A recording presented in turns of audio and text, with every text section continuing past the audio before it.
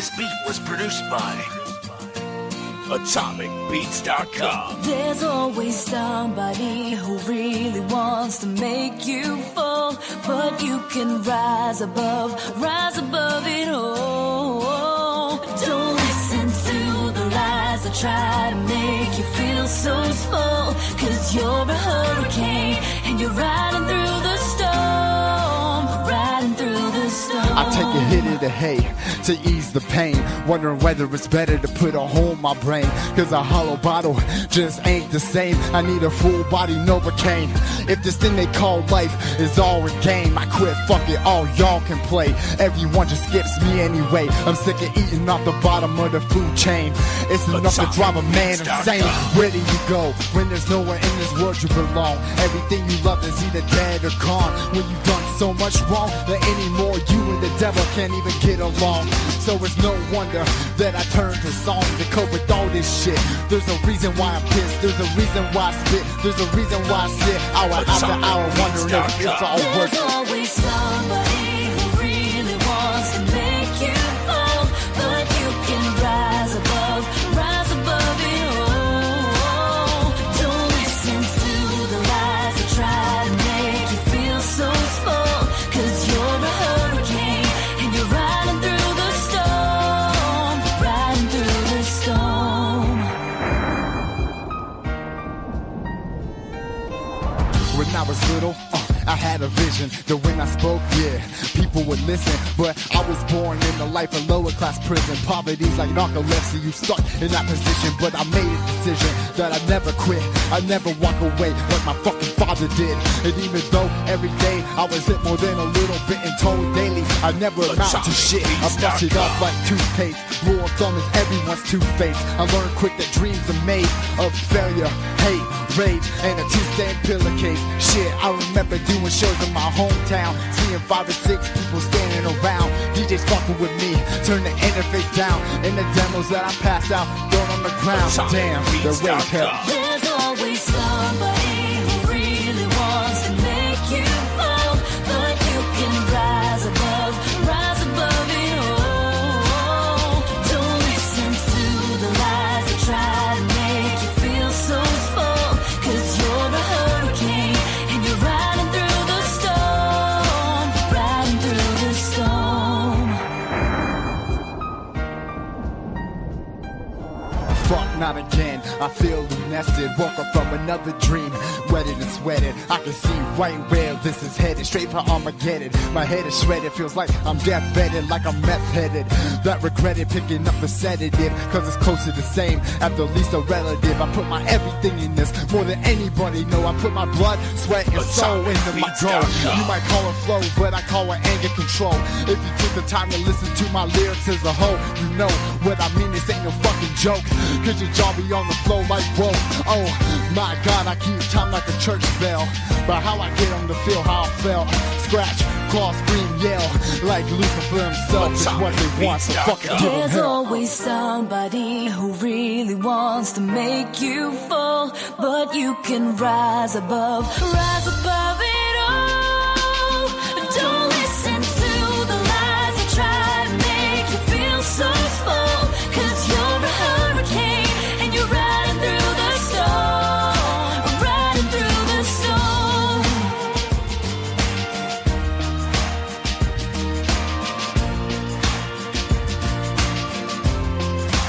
Riding through the storm.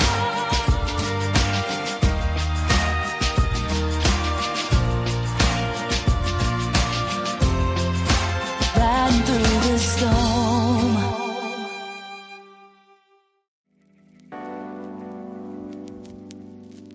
I figured it out.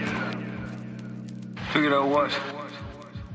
You know how we were wondering what we were gonna do for money and all, being as we don't want to get jobs and whatnot? Yeah?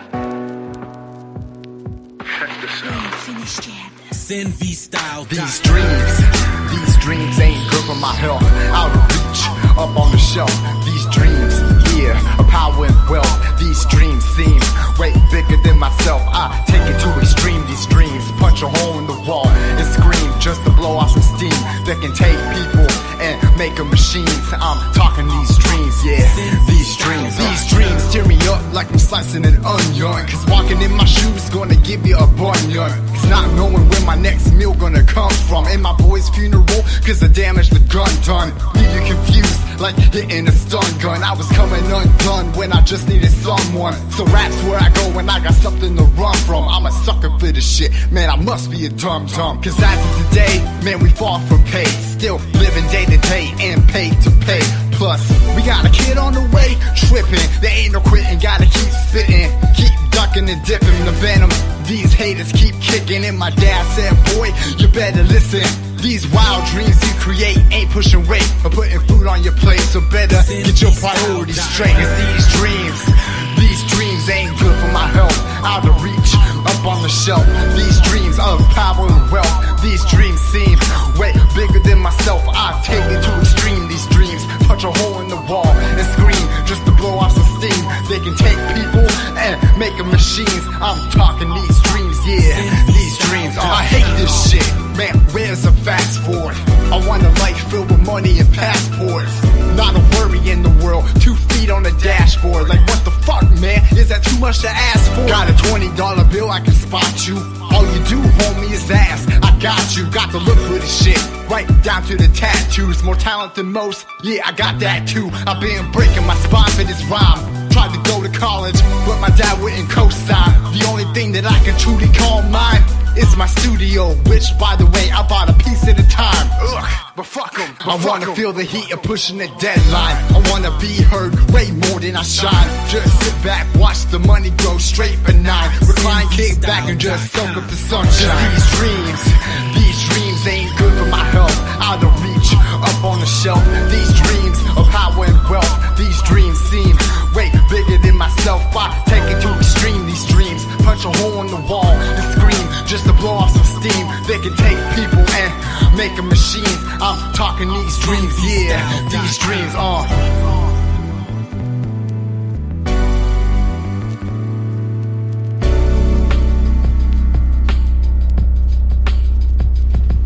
When they told me I couldn't, I showed them I can. But the hardest part about it, fam, is getting anyone to give a damn. But those that hold your hand every step of the plan, man, they fans. And the guy that winning, they like to make fun of them. And they come in numbers, at least 100 of them, saying my name, so I shout out some of them. But fucking man, look, I love every one of them. Cause it's all good, you know why?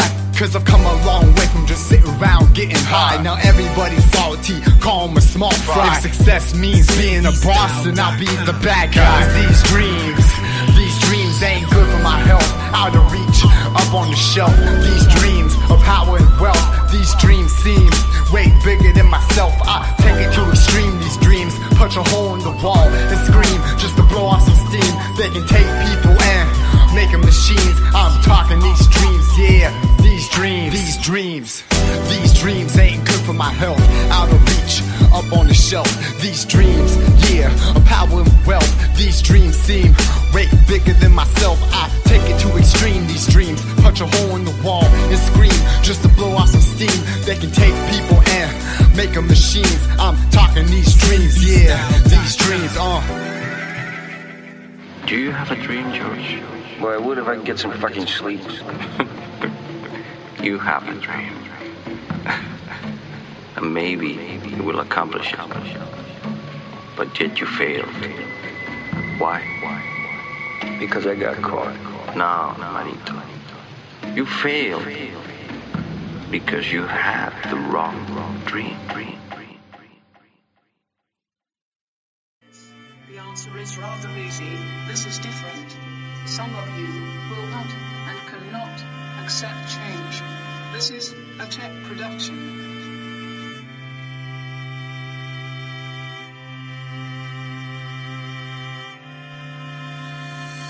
I'm walking in the rain, sweats in a hoodie. Drake walking to me like he talking to me. I mean, could he? No, I mean, could he? Shit, he fucking missed that bitch. But should he? Look, and we all been in that very position. The key to someone's heart, the very ignition. And she put up with your shit to the point it's sickening. And she left your ass cause you don't know how to listen. Now you dealing with the life of your selfish decisions. How much does it hurt? Very, bro. Don't you wish you hadn't called her a crazy hoe? Don't you turn off that song when it come on the radio? Thought so. So now you just sitting slow, hitting your pop, bro. When she ain't coming back, you gonna sit there and rock, bro, and say that it's fine, but it's not, bro. Just know she'll never trust you again, but thinks about it a lot, though. It's strange, it's a feverish blue, cause people don't change, and neither do you. No, neither do you. It's the human creature in you. Maybe they can make a believer of you. I may sound delirious, but girl, I'm serious. Now that you good and you promise your heart so, travel down the far road away from your heart, though, cause you fucking around and fixing to get your heart broke. When you leave her alone, hearts will break. When you go through her cell phone, hearts will break. When you never come home and hide your shame behind the scent of cologne, hearts will break. When you refuse to listen, hearts will break. When she's sitting, wishing she could take back all the love given, cause your sex appeal's driven by these nothing-ass women. Hearts will break, yeah, hearts will break. She's sitting around thinking that it'll quit, but instead she's turning to a bitter and brittle bitch. So now she running to some non-committal bitch, and she know it ain't love, but shit, it is for a little bit. It ain't shit, but it's more than you give her. Name one promise that you ever delivered.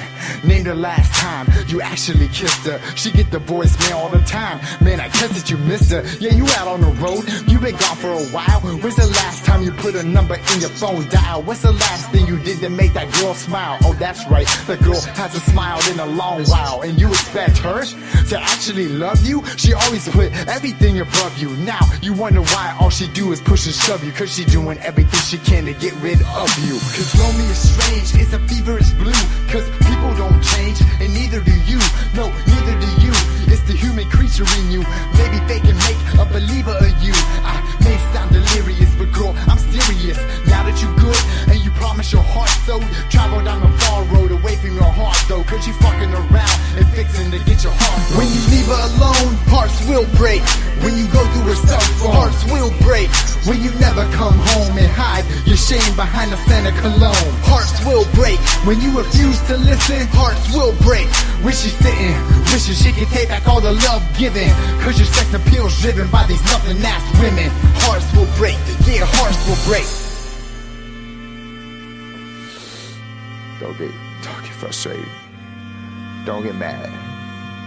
But look, we can talk about heartbreak and make a discussion of it, but you fucking acting like you think nothing of it. You should see her heart and the destruction of it, but you do, cause you feeling repercussions of it.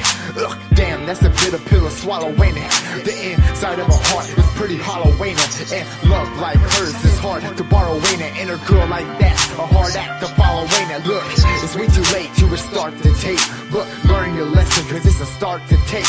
It's way too hard to take apart mistakes, cause when you act like that, man, hearts will break. True, cause lonely is strange, it's a feverish blue, cause people don't change, and neither do you. No, neither do you. It's the human creature in you. Maybe they can make a believer of you. I may sound delirious, but girl, I'm serious. Now that you good and you promise your heart so, travel down the far road away from your heart, though, cause you fucking around and fixing to get your heart broke. When you leave her alone, hearts will break. When you go through her cell phone, hearts will break. When you never come home and hide your shame behind the scent of cologne, hearts will break. When you refuse to listen, hearts will break.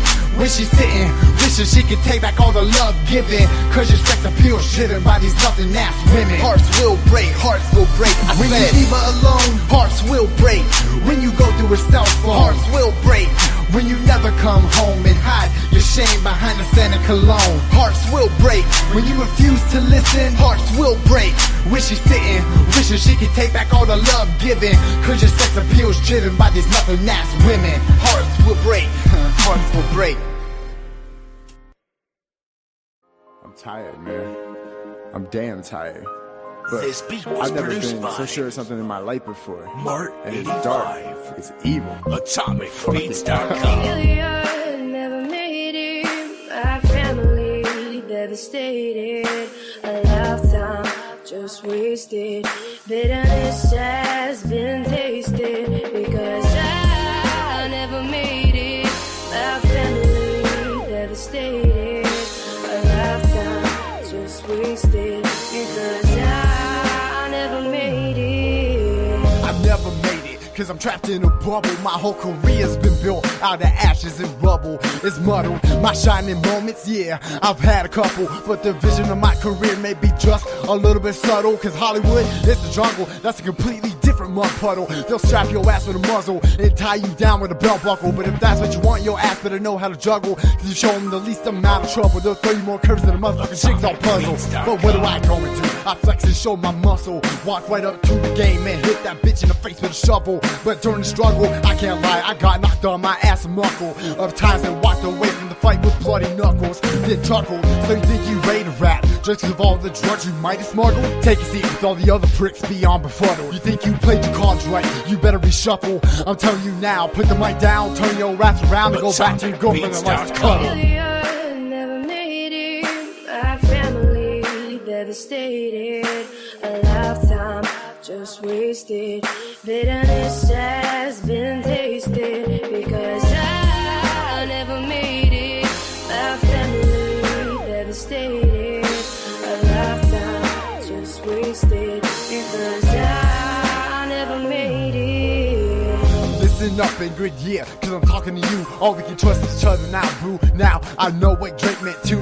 No new friends, no new friends, no new. These people want to see you split in two. God, what'd I get us into? We got a story, now it's being written anew. Our dreams are coming true. I mean, God, girl, who knew? Even in lieu of all the times of being screwed and all the dues that I was put through, I'm still making a reality of the dreams that I pursue. I don't mean to speak for you, but I'm shocking them more than Pikachu. But don't worry your pretty little face, boo. I want you to know that I can see right through all the bullshit and lies the man likes to tell you. And the first time in history, they've bitten off more than they can chew. I promise you, I'll never sell my soul for worldly woos. I'll scream it and mute to you until my face is blue. They want problems, best believe I brew a hella homemade batch of beef stew. Their luck's done run out like a worn out brake shoe. Never made it, my family devastated, a lifetime just wasted, bitterness has been tasted, because I never made it,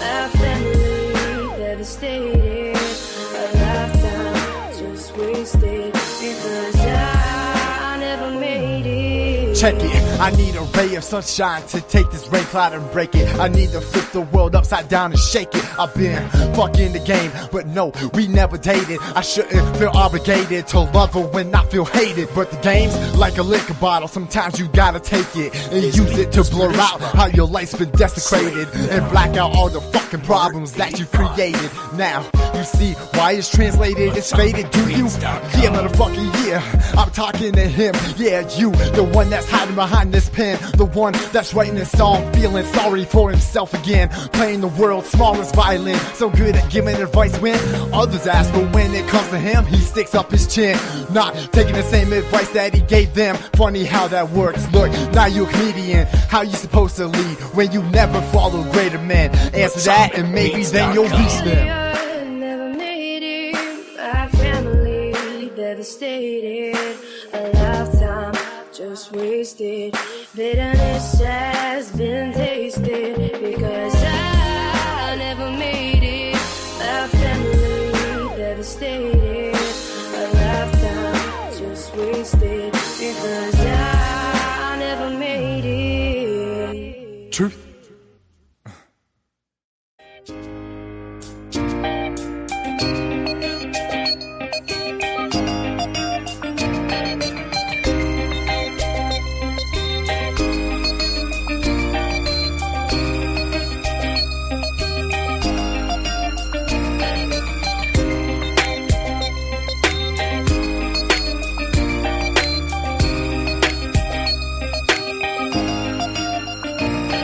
Get a knot in the pit of my belly every time we spoke on the telly.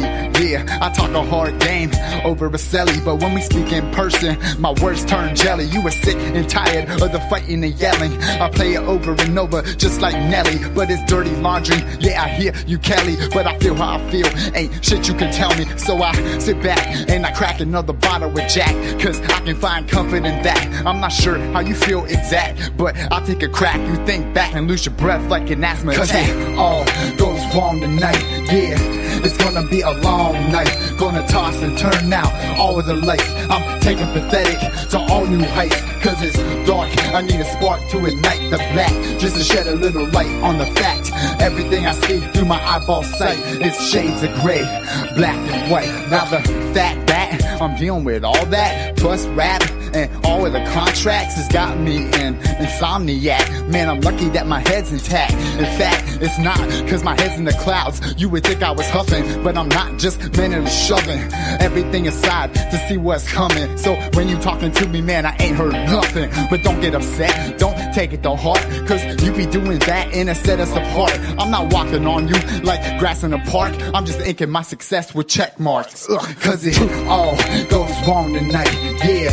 It's gonna be a long night. Gonna toss and turn out all of the lights. I'm taking pathetic to all new heights. 'Cause it's dark, I need a spark to ignite the black, just to shed a little light on the fact. Everything I see through my eyeball sight is shades of gray, black and white. I got achromatopsia, and I don't wanna recover. And that's word on my mother, 'cause only when I'm awake is when I suffer.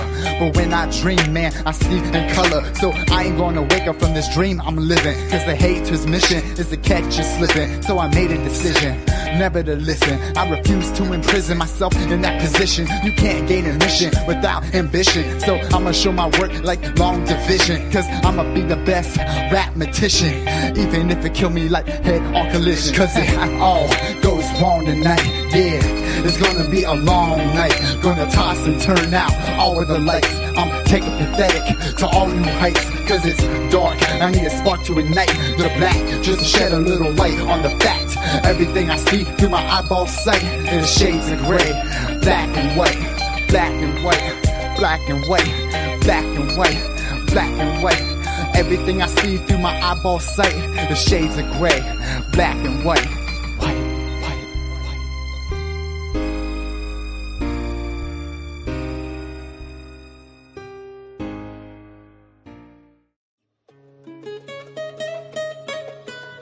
Yeah.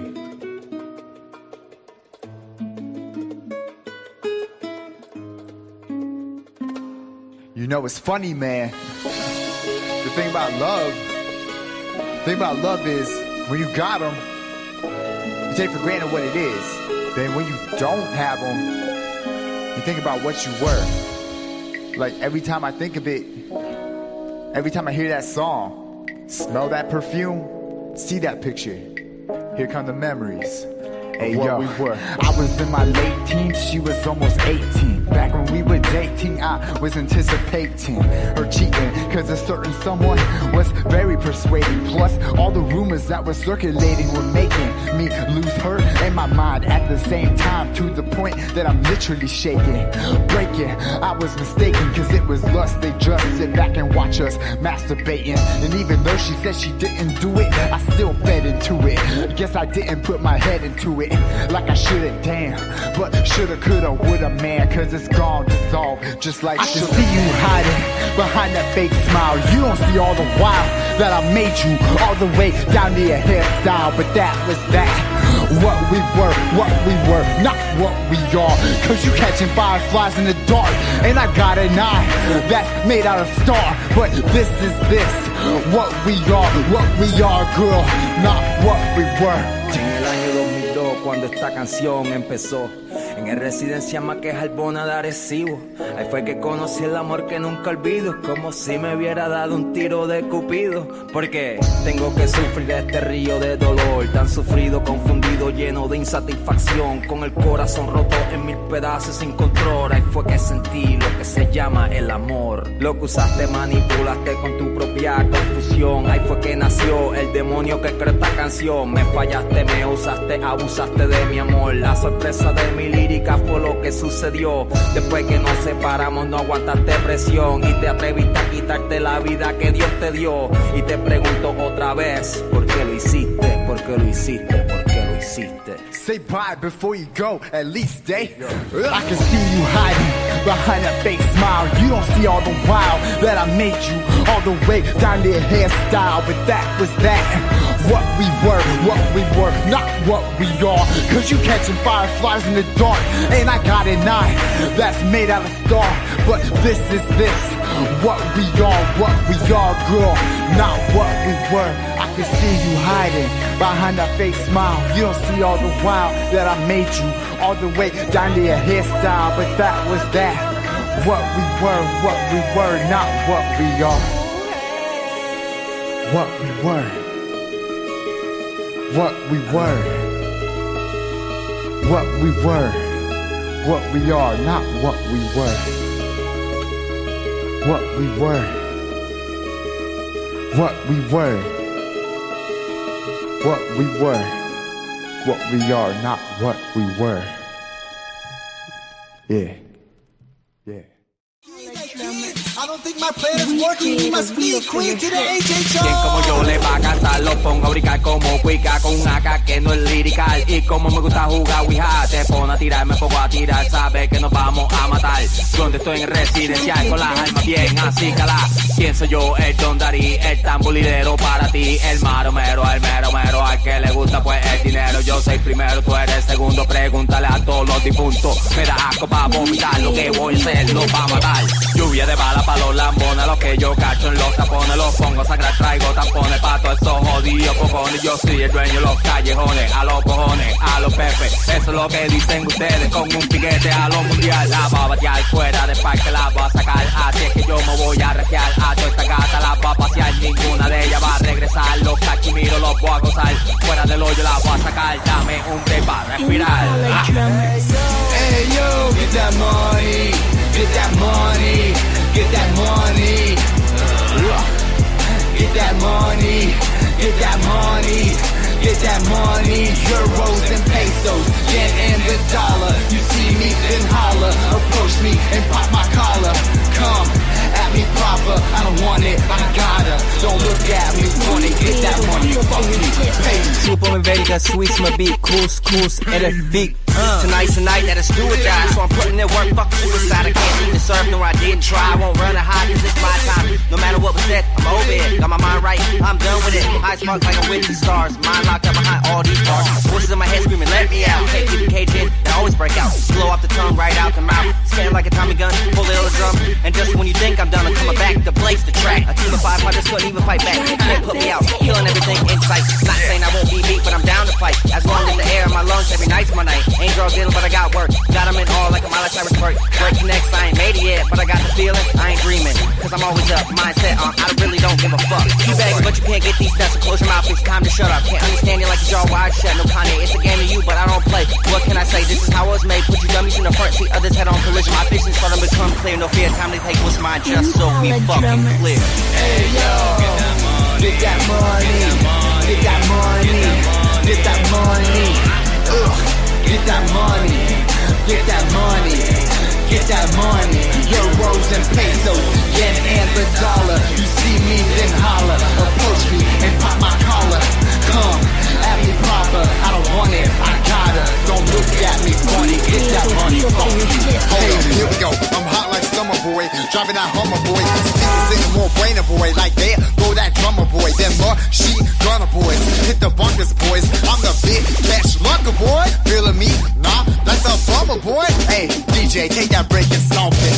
Take this dick and chomp it. Then on my liquor comp it. Spit my shit, rock bump it. Yeah, jump on it. Y'all hear me, eh? Cabrones, you want beef? I'm a steak, you bologna. Paco es Topacone. Y'all feeling me? My agility and ability to rap and speak in 3 tongues simultaneously. They can bust spontaneously. Maybe he's made out of gasoline. Y'all constipate, you ain't faster than me. Paper gorgeous, y'all have to see me. Fuck the world, no Vaseline. How you gonna keep on trashing me? Then, when I blow up drastically, start asking me how I flip linguistics magically and hold it down like gravity. It has to be the devil's work. Wait, did you say that factually or sarcastically? Hey yo, get that money, get that money, get that money, Get that money, get that money, get that money. Euros and pesos, yen and the dollar. You see me, then holler. Approach me and pop my collar. Come at me proper. I don't want it, I gotta. Don't look at me funny. Get that money, fuck you, pay me. Fuck you, pay me. Hey, Drew. Yeah, I just give you a taste of how we doing on reggaeton. This is the real one. Hay guerra y estos son de rebuleo, de los más maromeros en el pistoleo y con un jalar del deo. Al lápiz la sicaria los amarro en fuego. Contra tu corillo de más face y un blon de hey, me convierto en Calito Way. Con un zigzag de mi glad se caen dos para atrás. Y a ninguno yo le puedo dar el break. Yo le puedo dar el break para que hablen de mí. Rápido los voy a brincar, voy a salir de la oscuridad. No me van a ver por donde les voy a tirar. Te me voy a parar al lado con el chaleco blindado. Te saco el cromeado, te dejo espatarrao. Tú no sabías el lío, loco, que tú estás buscado. Somos los cabecillas, los que venimos quillados. Se acabó el negocio, ahora venimos martillados. La sangre ya corrió, hay 2 o 3 que están cagados. Después que me frontean, ahora vengo yo virado. Metiendo tú la feca en eso si tú estás rankeado. Son 4 alicatones, el más bichón de un bobo criado. Mejor vete en el bachi pa' que salgas escapado. Te voy a un tiro de lejos pa' que quede retratado. En esta canción quiero ver a todos mis enemigos muertos. Te juro por mi madre tengo base y fundamento. Y lo que estoy esperando que Ponce levante el dedo pa' dejarlo a todos brincando. Que no se me ajoren que apenas estoy empezando. Con 92 dolores es que te estoy yo cantando. Con toda riña y furia a veces se convierte en llanto. Pero es que yo me siento que estoy metiendo las manos, matando los insectos y aplastando los gusanos. Sacando la porquería de residencial. Con un peine de 30 todo lo voy a rociar. Le voy a quitar el peine y se lo voy a poner para atrás. Ya tengo que chambonear para poderla topillar. No los voy a perdonar, a todos los voy a secuestrar. Le tiro con la izquierda y ni tengo que mirar. Le tiro con la izquierda y ni tengo que mirar. Hay guerra y estos son de rebuleo, de los más malos pero en el pistoleo y como jalar del teo. ¿Me oíste bien? Como jalar del teo. Hay guerra y estos son de rebuleo, de los más malos pero en el pistoleo y como jalar del teo. ¿Me oíste bien?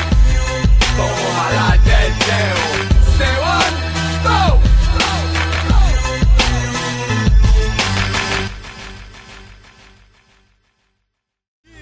All my little niggas from D-Word. We're all many sizes of every kind of caliber. Yeah, D-Word.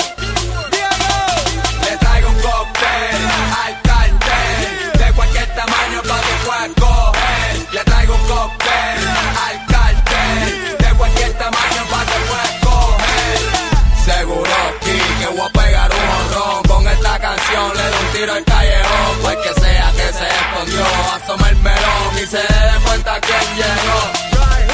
Se llama el Don Darí y en la lírica a mí me gusta combatir. A ver si entre tú y yo quién es el mejor decir. Mientras que tú tiras esa porquería, yo tengo esa música tila que te azota como el tequila. Te deja de rodillas, siéntate en esta silla. Más te tengo que decir que a tu gata antes rápido que la vi. Arriba le caí, también la convencí con tu flow ganterí. También le dije que soy mejor que tu ex. La gata me miró y se quiso convencer. Le pregunté cuál es su nombre y me dijo Yamile. Rápido le piché y la ignoré. Por lo que te hizo a ti conmigo no va a joder. Yo empecé a caminar y ella empezó a llorar. Oye, porque esta guerra no se puede despegar. Le traigo un cóctel al cartel de cualquier tamaño pa' que puedas coger. Le traigo un cóctel al cartel de cualquier tamaño pa' que puedas coger. Le traigo un cóctel al cartel de cualquier tamaño pa' que puedas coger. Le traigo un cóctel al cartel de cualquier tamaño pa' que puedas coger. Donde mí no venga a llorar, si por tú estás mirando mal, mi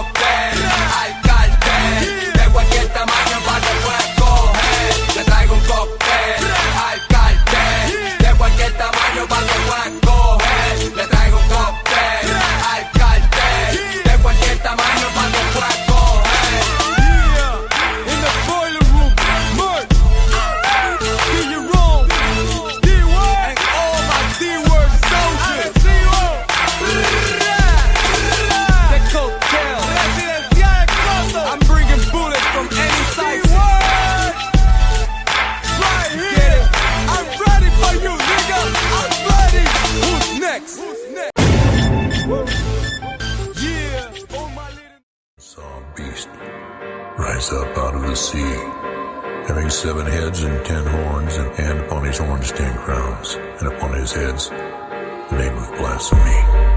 And the beast which I saw was like unto a leopard, and his feet were as the feet of a bear, and his mouth as the mouth of a lion, and the dragon gave him his power. We starting to feel like we rap God. You got all our music on your crack pod. We finna murder the beat soon as the track drop. Cause we starting to feel like we rap God. I'm thinking we feel like rap God. Jackpot, what separates the have from the have-not. Big shout out, big shout out, big shout out. Good morning to everyone watching. It's Jrod Point. We are here. IRL is the first IRL, true crime IRL. So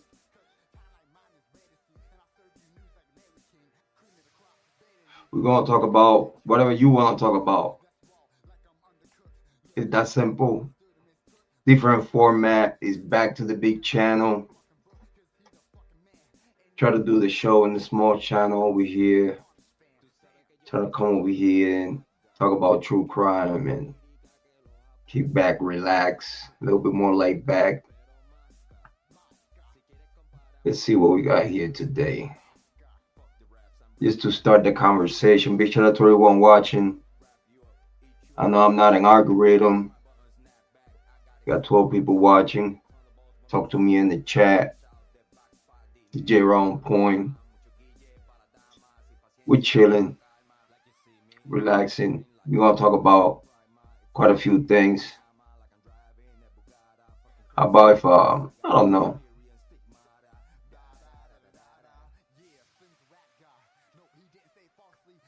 Let's take a look at what's going on with the Idaho 4 Brian Koberg case. Just to start, excuse my voice, a little bit under the weather.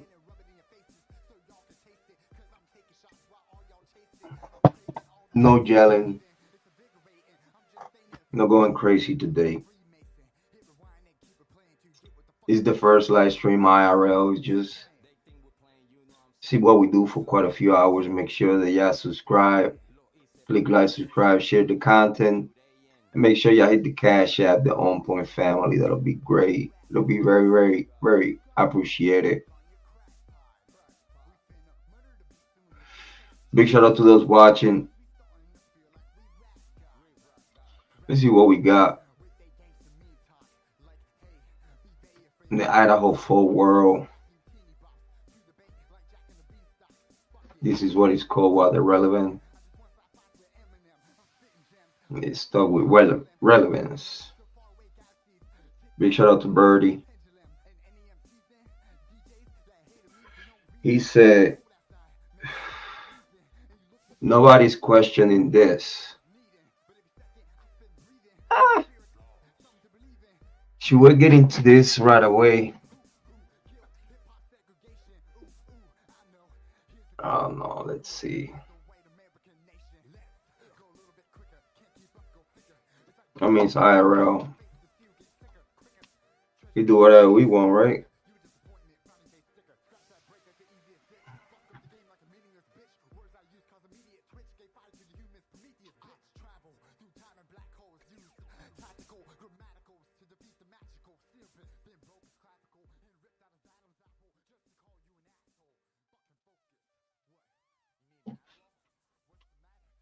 I think the background music was a little bit too high. I'll leave it there. Let's see what he's talking about. Advanced shoe print. And you could say, well, Bertie, that's just our opinion. What's an expert going to say? There's no way that anybody is capable of telling that many bold-faced lies with a smirk on their face. There's no way that all of these people in the justice system can be in on railroading somebody when it's this big of a headline. There's no way. So Birdie's talking about railroad. He's talking about Brian Koberg getting railroaded. so far within this video, I could agree with him if he's talking about Brian Koberger getting railroaded by Idaho State. Let's continue. That now that everything is released, there's not a line of defense attorneys out the door to get Brian Koberger a fair trial or retrial. There's no way that any of this happens unless after a certain point, Brian Koberger was looped into it because the people this was tied to or connected to could not become public. And here we go. Welcome to the Freak Show, the best in town. I don't know if that's copyright.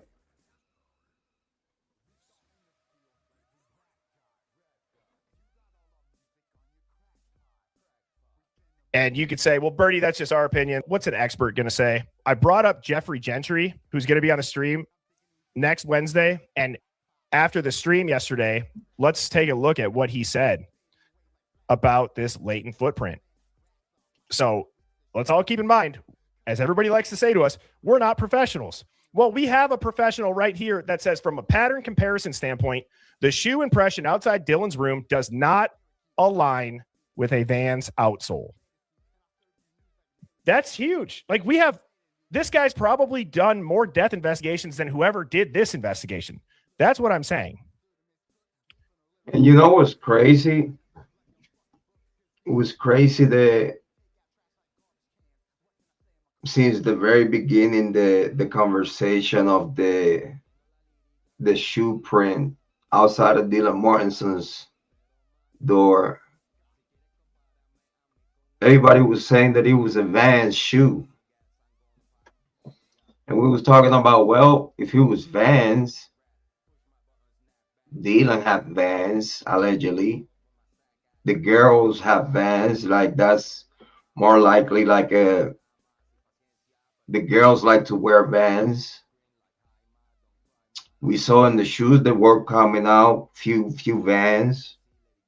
Some of them we allege blood in the bottom or something like that. I don't know. It was a lot of conversation in the beginning. But for at this moment, the conversation being like,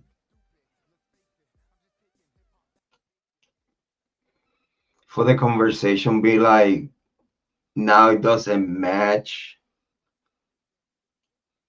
with being a Vans outsole.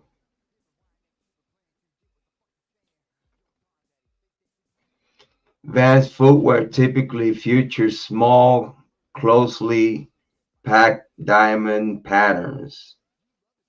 The observed impressions show larger, more widely spaced diamonds, suggesting a different class of footwear, potentially a high-key shoe or boot. Compatible threads patterns can be seen in brands such as Rock and Run. Can you think of a similar brand with a diamond pattern outsole?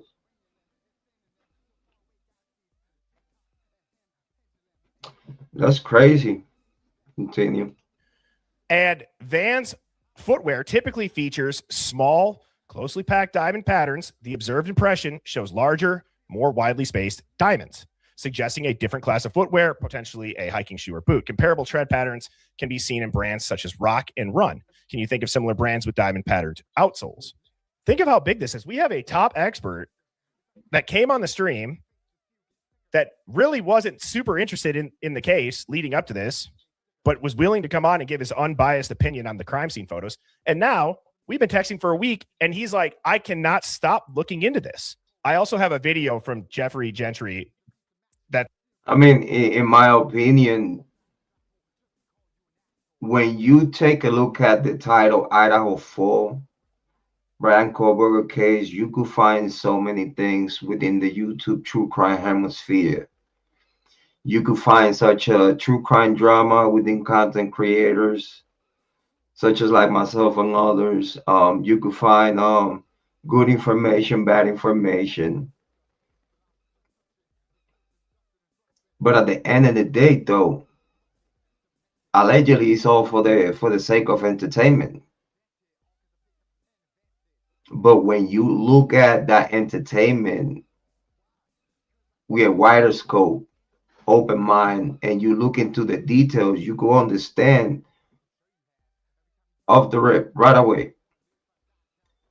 There's something was wrong in the way authorities handle the case. And I think both sides of the fence could agree with that. Big shout out to Birdie. Go on, click like and subscribe to his channel. It's going to show what a blood pattern analysis would look like with a shoe print. So I just created multiple impact spatter stains here on the floor. It projected up onto the wall. So this would be a blood pool. It's just a volume of blood that pools up on a surface. So it takes the shape of the surface. This is tile, so it doesn't absorb in at all. You got multiple drip stains around it. So I've already created my spatter on the inside of my shoes here. It's on both shoes. So this would be consistent with a suspect shoes because you see the blood spatter coming back away from the front of the shoe, like as if they were inflicting the injury. So now I'm just going to step in this blood pool and show you what a pattern transfer looks like. Okay. So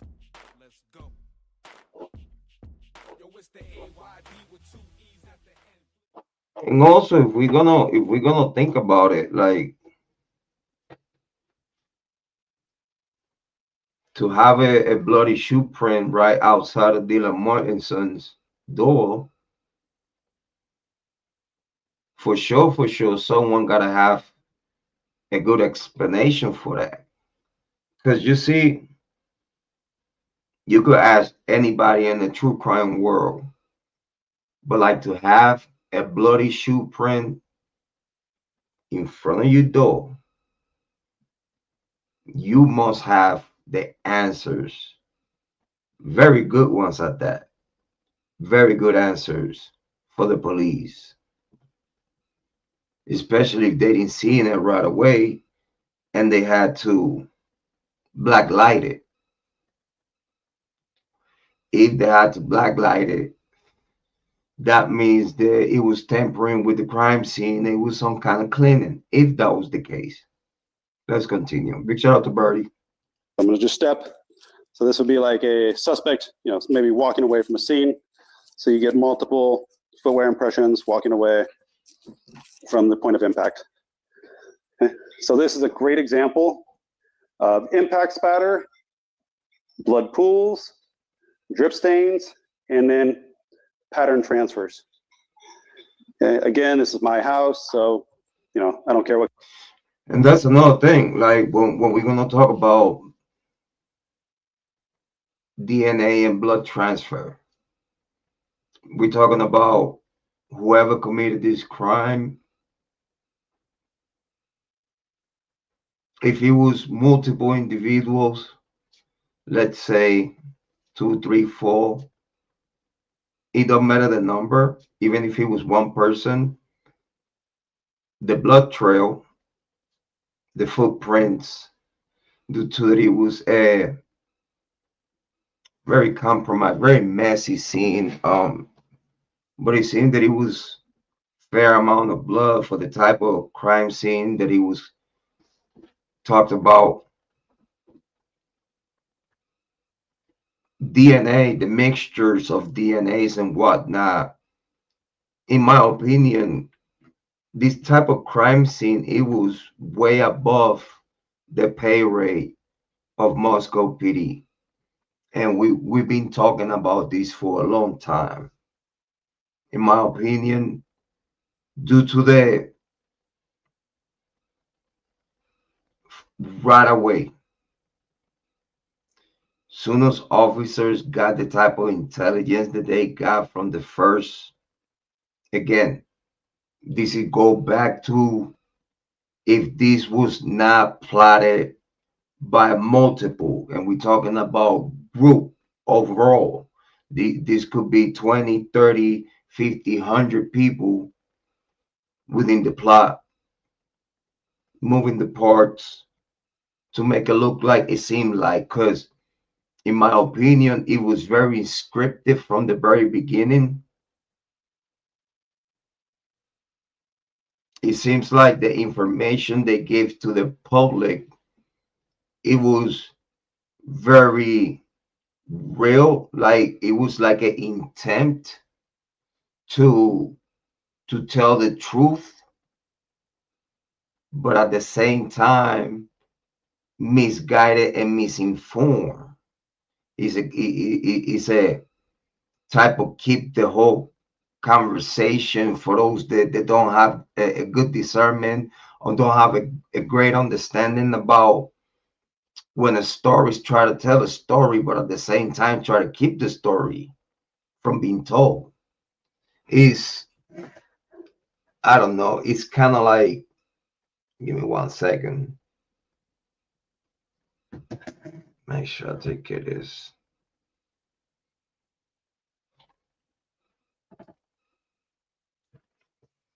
And it takes very smart people to try to put it together, but at the same time, it depends how smart the people within that group is to put a script together in the way they play their parts, like any other movie.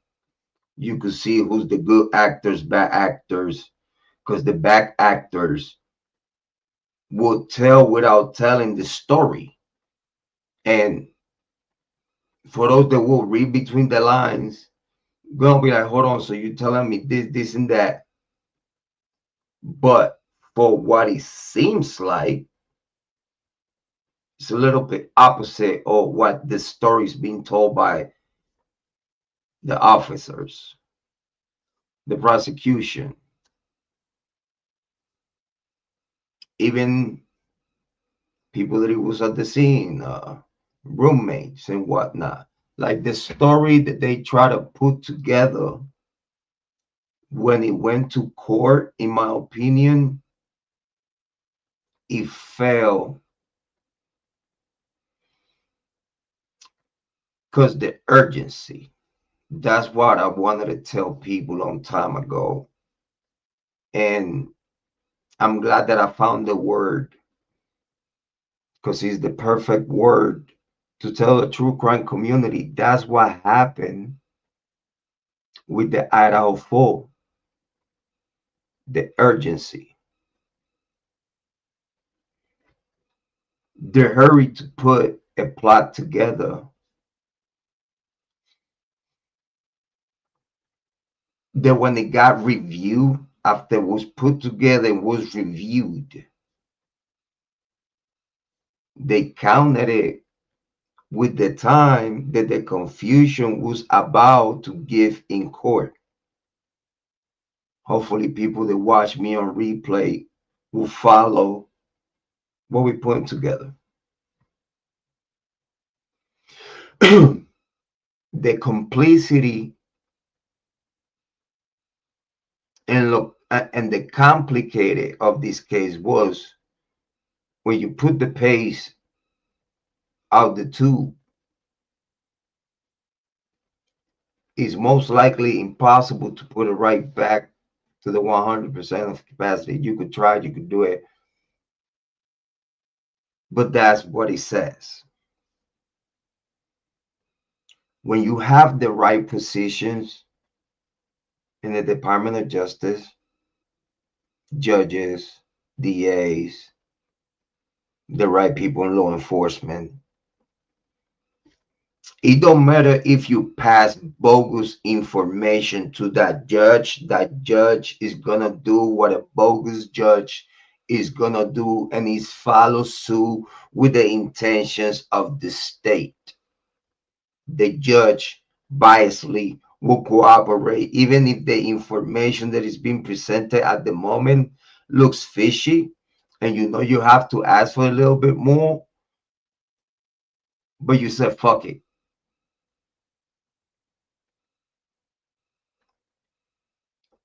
What you do when you say fuck it before you sign those papers to authorize a warrant to go and get Brian Kohlberger in Pennsylvania with the pretense that he's running away from charges, instead of instead of being told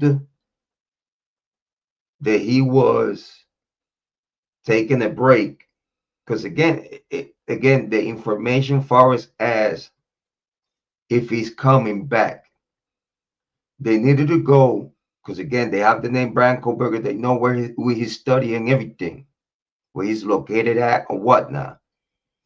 The first thing they needed to do, it was to make sure with the school if he was coming back, if he was any signal, or if he was coming back or not. Like, what was his status with the school? That needed to be clear right away.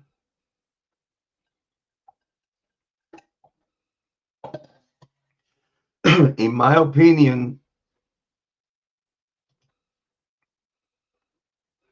the status of Brian Kohlberger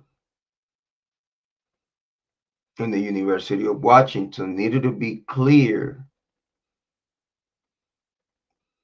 to the police officers and to the judge. Because the judge got to take the balance, like, hold on, like, is this guy really running away like they saying he's running away? Or this guy is on school vacay to come back? That there, it needed to be made sure for sure. It couldn't be no discussion of that. When we're going to talk about, I have probable cause in front of me that is opinionated, is really seen that it's not professionally put together. Because in reality, if we're going to look at it, this paperwork was not put together and certified as professionally done, and this is a bottom line. All the information is here, and this is it. We're going for a death penalty with this guy, and for us to go for a death penalty and get this guy, we have to proceed as such to the point that it's almost to a federal level, that by the time we have this man in cuffs, it's a 100 over 100 of a case for a guilty sentence, which it was, again, a guilty plea. But at the same time,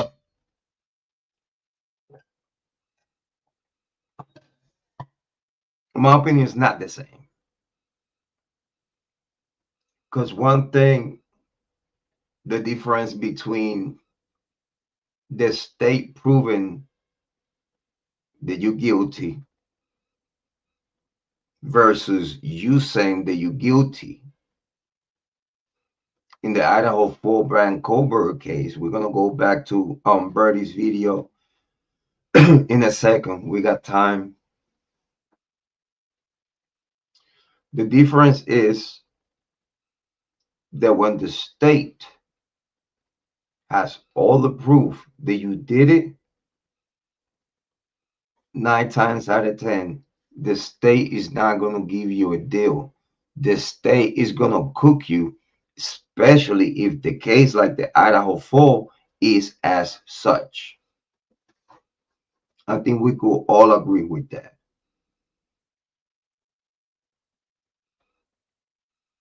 The state gonna cook you because it's such a high profile, such a big case, the biggest case in the docket. The state would like to not just satisfy the good work that they do, but also satisfy the families as a fair justice, and satisfy with the people in the community as a good message, a fair message, as the government, the Justice Department is doing fair justice for all. And in such a crime like the Idaho 4, the state did not prove that Brian Kohlberger did it. in the Idaho 4 case, Brian Kohlberger admitted that he did it, but without no details at all on record that by law would be recognized as him admitting to this deal. He's proven that he did it, because he's not even on his admission of guilt. He's not giving the state, he's not giving the judge, he's not giving nobody no gets up fuck or whatever he alleged he did. So how can in the eye of God anyone could say, yeah, this man did it just because he said he did it, but he's not adding nothing to the state story for this deal to be legal. The only thing that make this deal, this Brian Kohlberger deal, the only thing that it makes this deal real and legit is because the judge signed on it. That's it. It's no other legal basis to support Brian Kohlberger being in prison right now. Because even him saying that he did it, he don't have no, it's nothing that Brian Kohlberger could tell the state for him to incriminate himself as he committed this crime. And due to that he didn't do it, anything that he could say, it would blow the whole case apart against the state. Like this, it's like, dude, like Brian Kohlberger said this, that he did it, but he said that he did it this way. That he do not match anything that the state have. What are they gonna do? That's why Brian could. I'm gonna tell you right now, in my opinion, even the state told Brian, listen, you don't have to say nothing. That's it. You just gotta stand up, say that you did it. We do the rest. In my opinion, Brian Kohlberger was in the back of his head like, it does not sound legal, which he probably already knew from the top. It was not legal for him to even be there. And that's when the mentality creep up on you like, yeah, I'm cooked. It don't matter what I do. It don't matter. I haven't said nothing. Imagine if I say anything and I'm cooked. Big shout out to Lemmy Conway. Thank you for being here. I appreciate it. Big shout out to Amy. We here in the big channel having an IRL, talking right now about the Idaho 4. We're going to be talking about many topics. I got time. Right now, we're talking about the Idaho 4. I was watching Birdie.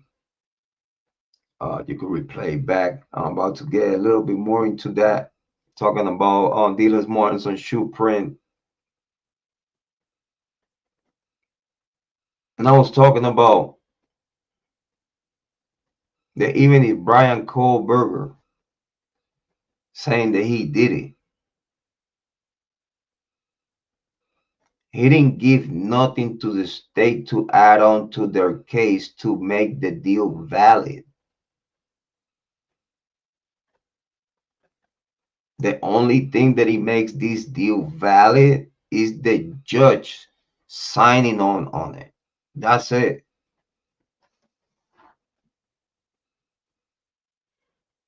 And in my opinion, is the only way it could get to be ever found that the judge misproceed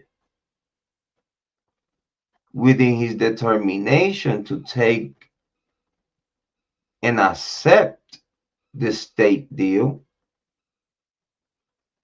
Didn't matter if the defense was okay with it,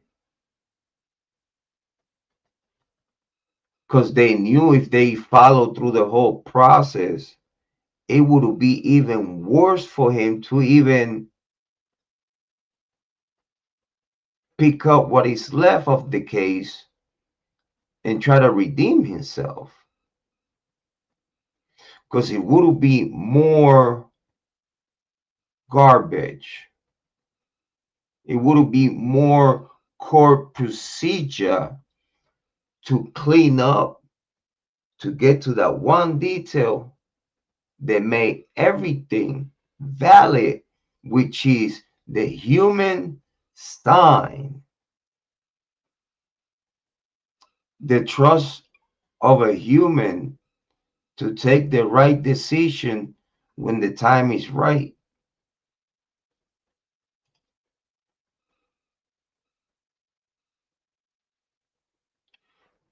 That one moment that a human in position of power as a judge, which the only sole reason why they are in that position is because they believe that they are going to take the right decision when the time comes. And we can always say, oh, I was in school, man, doing kiki duty. They so precious. I'm here, brother. Thank you so much. Big shout out to the newborns and the kiki newborns. Big shout out. Welcome home. Welcome home. But me can always say, correct. I agree.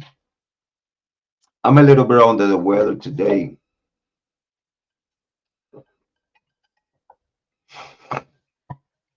But I had time and I'm here to play true crime. Big shout out to everyone that have clicked like. We're back in the big channel. I might chop it up and throw some clips in the small channel and then link it to the big channel and whatnot. I think that might be what I'm going to do. I don't know yet. Just because the YouTube regulations and whatnot. So, make sure that everything is crispy clean. Thank you for everyone that had clicked the like. It's been a while here being in the big channel.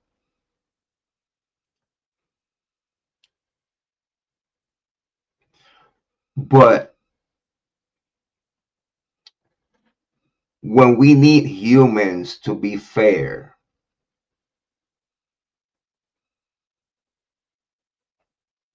each one is most needed. And if that human is not fair due to knowledge, due to conscience, due to information provided, and the human as a judge is making a bad judgment, pro, quo, pro, the movement, pro Greek life, pro whatever you want to call it, pro favors, pro whatever, the reason that I'm a judge anyway, or whatnot, we could give and take 6 or 7. We could think like it could be many reasons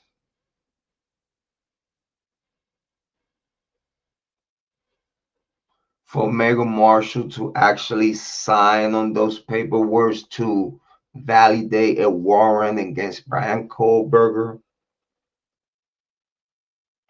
But in my opinion, none of those reasons were legal enough for her to sign on it. Which that's what it got the ball rolling.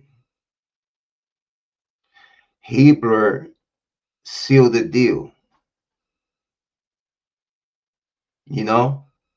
It's like Meghan Marshall started the wreckage. Judge made the bed for what is more convenient. Should we handle this on Leighton? Should we handle this on Ada?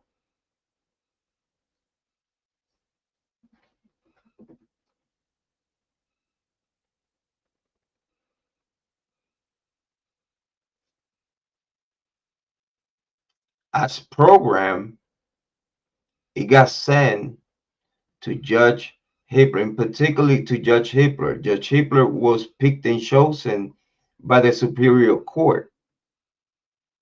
No one is going to tell me there is no one in Superior Court with the power to pick and choose Judge Hitler that is not attached to the Greek life. I could bet, in my opinion, again, everybody could say whatever they want to say, but in my personal opinion, okay, which is not much, me as a small channel. Amy Conway say, in my opinion, Hitler never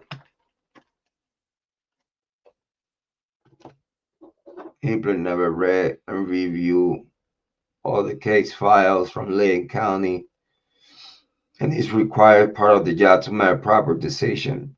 You see, I totally agree with you, though. I totally agree with you.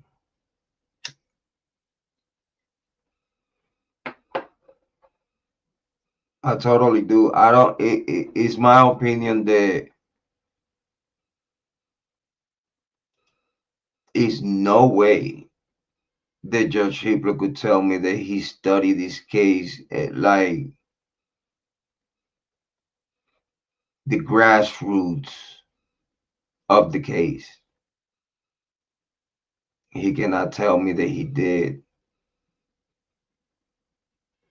Because even with the narrative,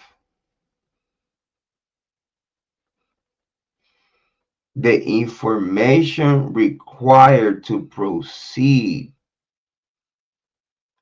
was polluted, not clear, and it was not concrete.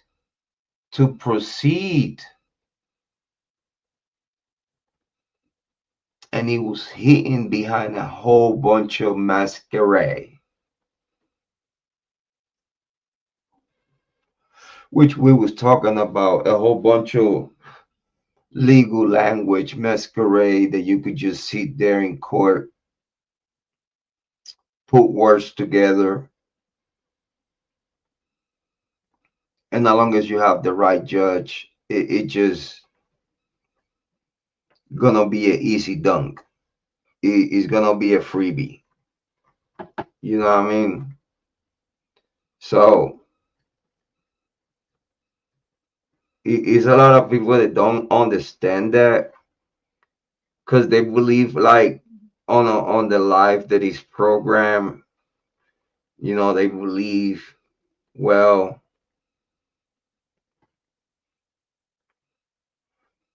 every judge is fair, no judge is corrupt, no judge do no wrongdoing. They're here to help. They get paid to help and be fair and just.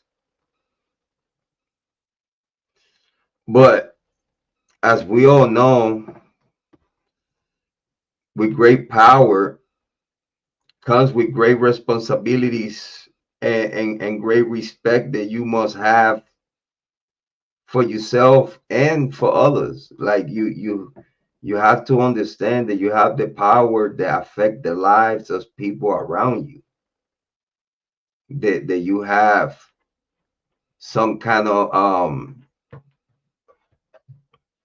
godly power on earth to take decisions in the future of others.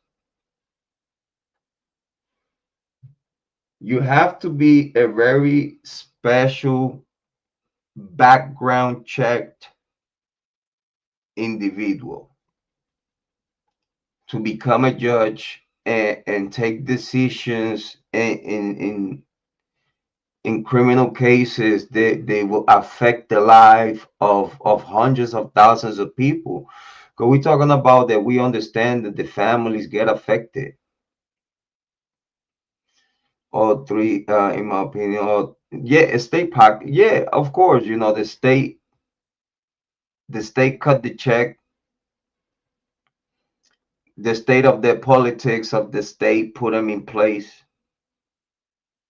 We a little bit of their own work, you know. Amy Conway said, "No way, he did. He was lost many times." Yeah, he sounded very not educated about the case, though, and that's something that is undeniably. Judge Heeper, he first and foremost, he sounded like he didn't want to be there. He sounded like he didn't want to participate with nothing that was going on here. You know what I mean? Yeah, he talked like DNA was blood. Like, even if he understood the intricacies of DNA for the public, which that's all what he needed to do. He just needed to make himself look as such that it would be in favor of his final decision. So, these people are not dumb. These people are not slow. Like we're talking about, this is very clever, very sophisticated type of people. When they put the lingo and the language in court, and they do the legal dance mutua,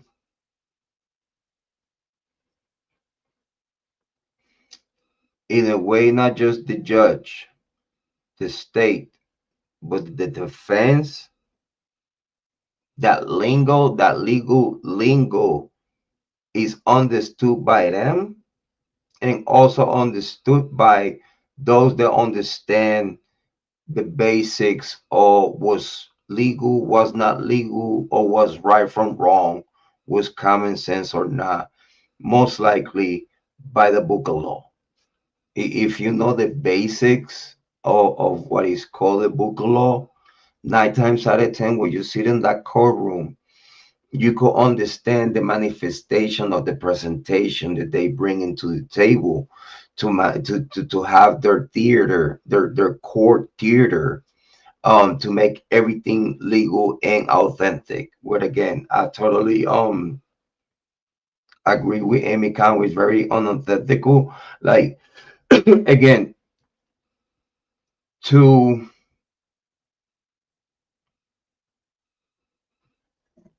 everything to come out, like, it takes investigation. And again, not now, due to that, they know that everything that they put together now is sealed.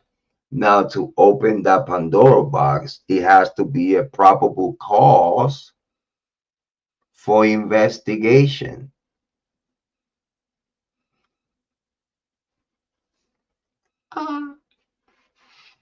I'm happy I'm back to the big channel. Amy Conway say he steady on record, things he not have from Layton County. He call himself say, and you see though, he didn't made it clear by sentencing. He didn't made it clear that he went through everything. So yeah, I totally agree with that though. The restitution here, and as many were discussed in the things he say as the judge unheard of.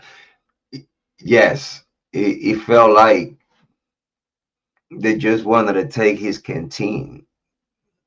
Like, listen, we're gonna take the ramen noodles from this guy forever. Listen, if he don't wanna eat chow mein that day, if he don't wanna eat whatever we give him, some spaghetti and meatballs, It's a little slap meat with some rice.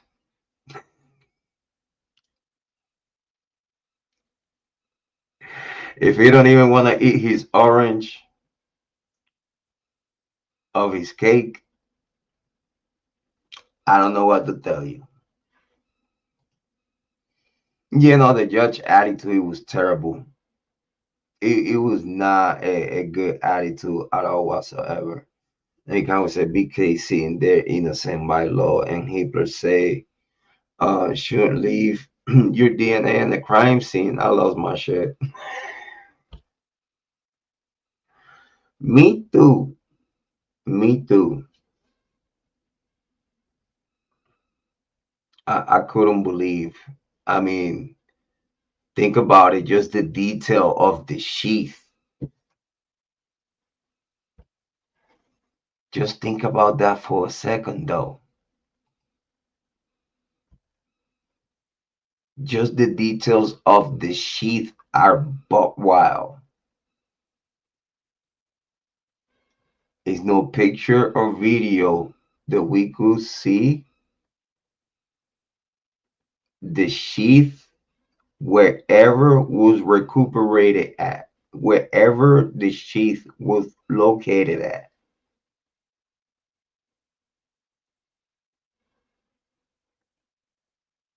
at this day today. I have not seen and I have not heard no one saying like, oh yeah, I saw a picture, I saw video. Yeah, the sheath was right there. Yeah, they seen it though. Yeah, the sheath. Yeah, the sheath was right there, exactly where Brett Payne said that it was. He did not place it there.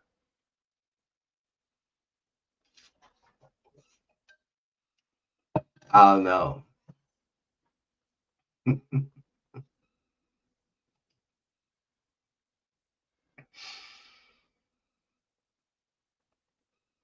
Then in the documents, wherever they said that they got the DNA from, if the button sheet, which if the same place that they recognized on paperwork that it was preserved for fingerprints. I lost my shit.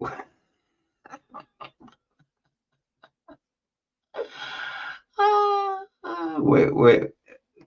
When I heard like, oh, so but you say you got the DNA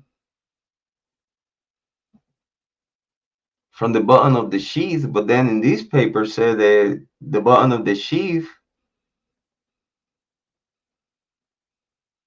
was preserved for fingerprints. So, so the whoever told the lie forgot that it was on paper, and then it's me, right? Because I'm over here exaggerating shit. Jrod Point don't know what he talking about, right?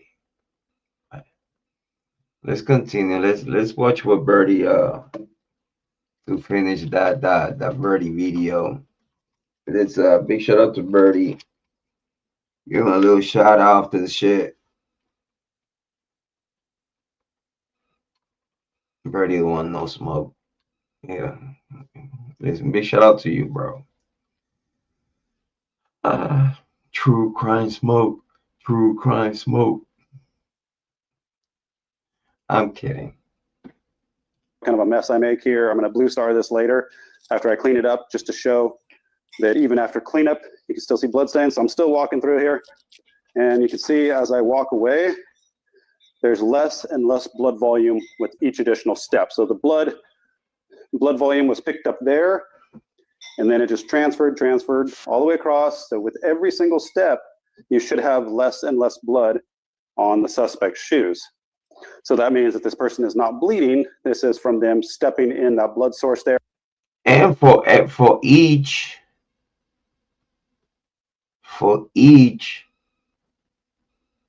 blood pattern, you see a trail in the mixture of whose blood, because again, is for disease. So with those shoe prints, that trail of blood, trace DNA, you could tell forensically where the blood spatter started. It started, if it started from the third floor, it went to the second floor, and what was the movement within the house. Like the blood would tell you what type of killing dance they had going on in that party, because we see blood stains in the living room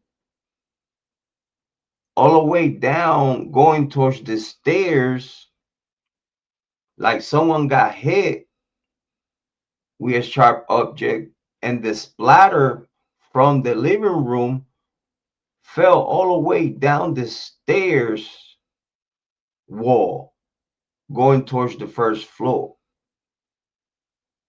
Which over here we've been talking about,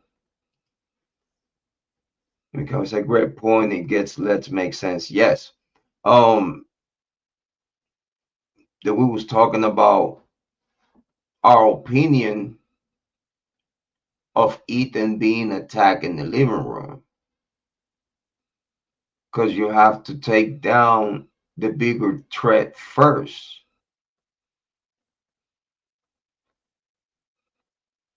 which is gonna make him look like the target. Which again, I heard the comments of content creators. I heard the comments of people. I listen. I'm a true crime content creator on YouTube. I hear everything. I heard the people saying that Ethan was the target because the fight and whatnot. Well, I tell ya, foot on the ground. Like Santa's mom told me what Santa told her on the phone, everything was fine. It was a scuffle. It was little. That's what boys do. It was nothing outside of that. No major repercussions was expected. Regular shit. Allege. But if you're gonna go to a crime scene knowingly, purposely, you going into that residence knowing that you want to kill some females, but is one male, they will put up a fight. The first thing that you do when you enter that residence, you take down the bigger threat, which in this case would be Ethan, which you would make it look like Ethan being the target.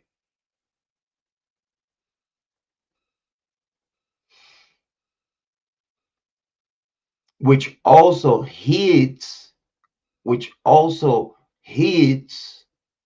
the forensics of the motive, of the real reason of why the killing, or who was the real target, not the intended target, the real target. Because you could intend to kill one person but not do it, and then kill someone else. So we're talking about the real target. Because again, if you know that for you to get to the third floor, you have to pass the second floor. And if that male say like, yo, hold on, what you doing? And he's the only person that in the house that will put resistance to what you over there for,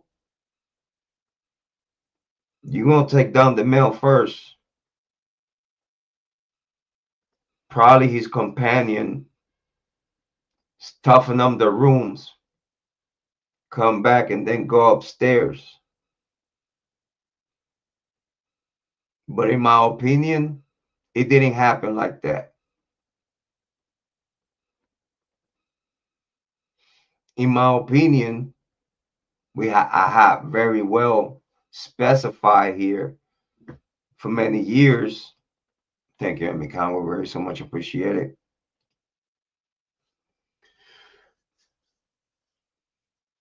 When Kaylee and Maddie got to the house, I believe that they got confronted when they got to the house right away. I think that when they got to the house, due to that it was allegedly it was people already there, we could only expect that while Kaylee and Maddie was at the grub truck getting their food, as well as Ethan and Santa with their friends, to then go back to the house. Because this is another thing. They don't want to say that Ethan and Santa was at the grub truck because they don't want to get their friends involved. Again, remember, we're trying to protect the witnesses of what really happened, while also protecting the witnesses of what we saying that happened.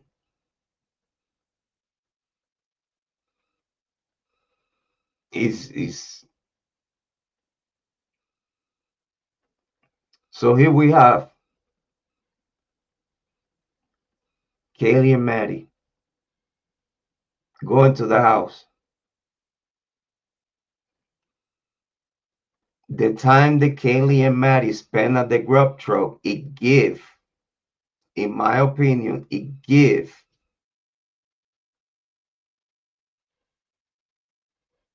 in this case Jack Decor and whoever else time, in my opinion, time to get to the house way before he gets there with whoever he getting there. This is why the whole reason of John Jack Showalter walking with them to keep tabs of where they at. That's why he was so in the phone sometimes. Checking up his phone, texts and text messages and stuff like that. In my opinion, that's the whole reason why the girls left him behind, because they knew that he was only there to keep tabs of where they were. Again, the stalker that Kaylee always said that she had, in my opinion. Because in a way, John Jack Showalter was walking with in my opinion, looked like pretty stocky. It didn't look like they wanted to walk with you. And the conclusion assert my opinion because they left you behind. Because if they were walking with you, they would have left with you. But you made it all look like you walk with them. Oh yeah, I'm walking with them. I'm chaperoning and making sure they get home safe. Wink, wink. But the vibe is so wrong that the girls left him behind. Of course, everything has a reason in life, right? Especially when they say, Kaylee was very true crime smart, right? Let's see. I read people already there. Ethan never got jumped yet by a group beating him over first. Uh-huh. I'm thinking they used Murphy to try to get outside and separate them. Just in my guess. You see, Amy, I'll tell you right now. We get back to Birdie in a second. There was an audio I heard a long time ago. I heard Jack D say, Jake, don't hurt Murphy with Jake. I don't know. There was a few. You see, and I'm glad that I read that before I give you my opinion.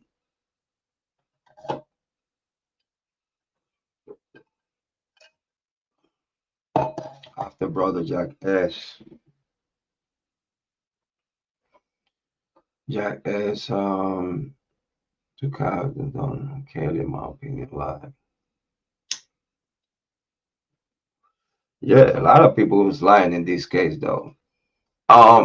You see, something that I could believe is the love you too, sister. Love you too. You see, in my true crime opinion,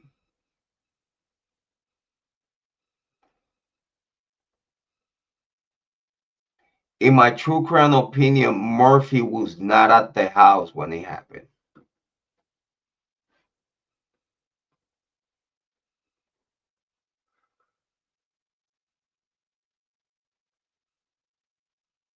In my opinion. In my opinion, he was not.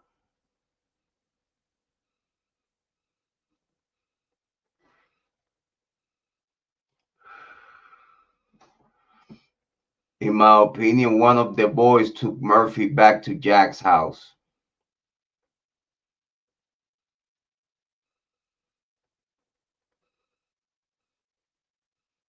and keep him in company.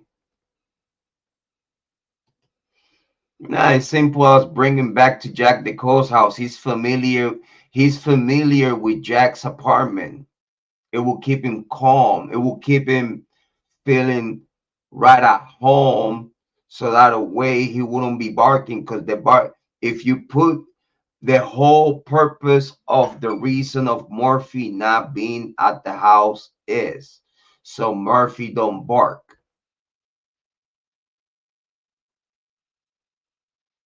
The whole thing of everything is getting Murphy nice and kindly. 9 times out of 10, this is why I was telling people, and I don't know if you remember. Yes, and then when he returned and there's no one to care for him, he started wilding out and barking. Because now no one is attending him. They put him in the room by himself, lock the door behind. So that's why he wilding out. Because when they brought him back, in my opinion, they locked him in the room on Kaylee's room. He left him there. Of course he's gonna bark.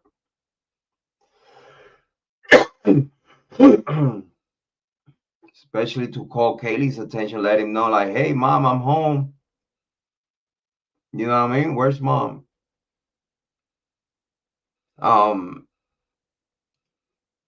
It makes sense. He was probably scared. He was young. Yeah, he a puppy. But the whole point here that a lot of people don't know how close Jack Decor apartment through the backyard is from 1122 Queens Road. It's a short walk. You just have to come out his back door, walk the side yard around the fence, and you right there.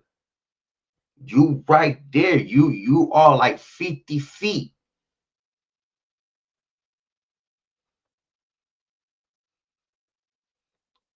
50, 80 feet. It's not 100 feet.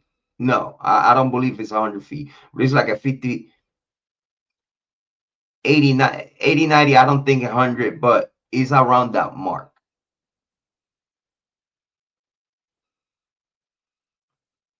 80, 90 feet from the back door. is right there. It's such a short walk.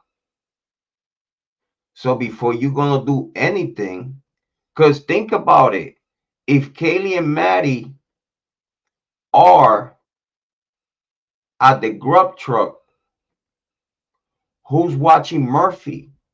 And this is something that no one wants to talk about. I have never got that. I have never understood why. I never understood why no one was talking about. So if Kaylee and Maddie are in the grub truck and Jack Decor was at the corner club, who was caring for Murphy? Dylan, Bethany.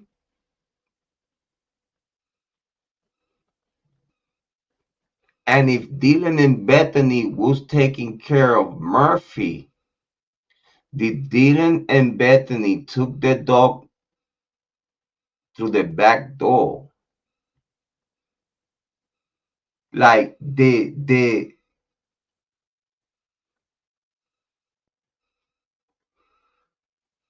cell phone records could tell you if they went to Jack Decor's house or whatnot at some point, or because the only thing that I could think of is like two options, right? But one make more sense than the other. Amy Conway say, to me, that's telling who else cared to do well with the dog. Only exactly. Because only he would know the dog would bark in certain points. Jack Decor is the one that knows that the door is gonna get barky as soon as it's certain moments. You know what I'm saying?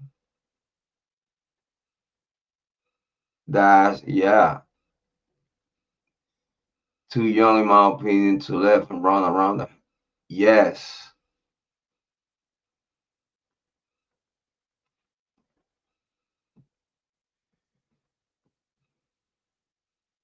That's why the dog was not found the dog was not called in by no one to get picked up by the cops or get picked up by authorities or whatnot. Because the dog was never outside the house, like by himself type of. The end say, oh, so she I let Murphy out. But you see, that's that's that's my thing though. The end I made it, she let Murphy out, my opinion story. Humanity was like, yes, I let me lift this up. I agree with you. Everything was a story. Everything was a story. Like the forensics could tell, like first and foremost, the forensics would tell you where the dog was.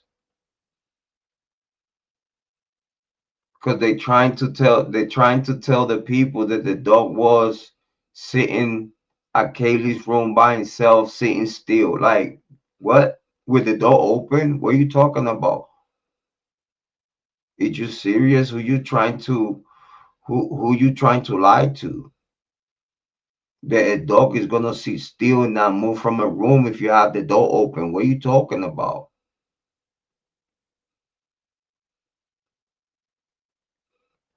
Yeah, alive for a lifetime.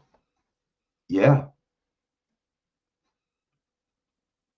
for a timeline.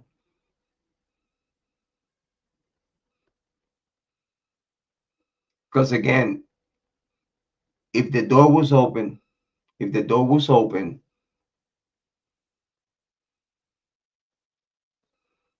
that puppy would have been all over the crime scene.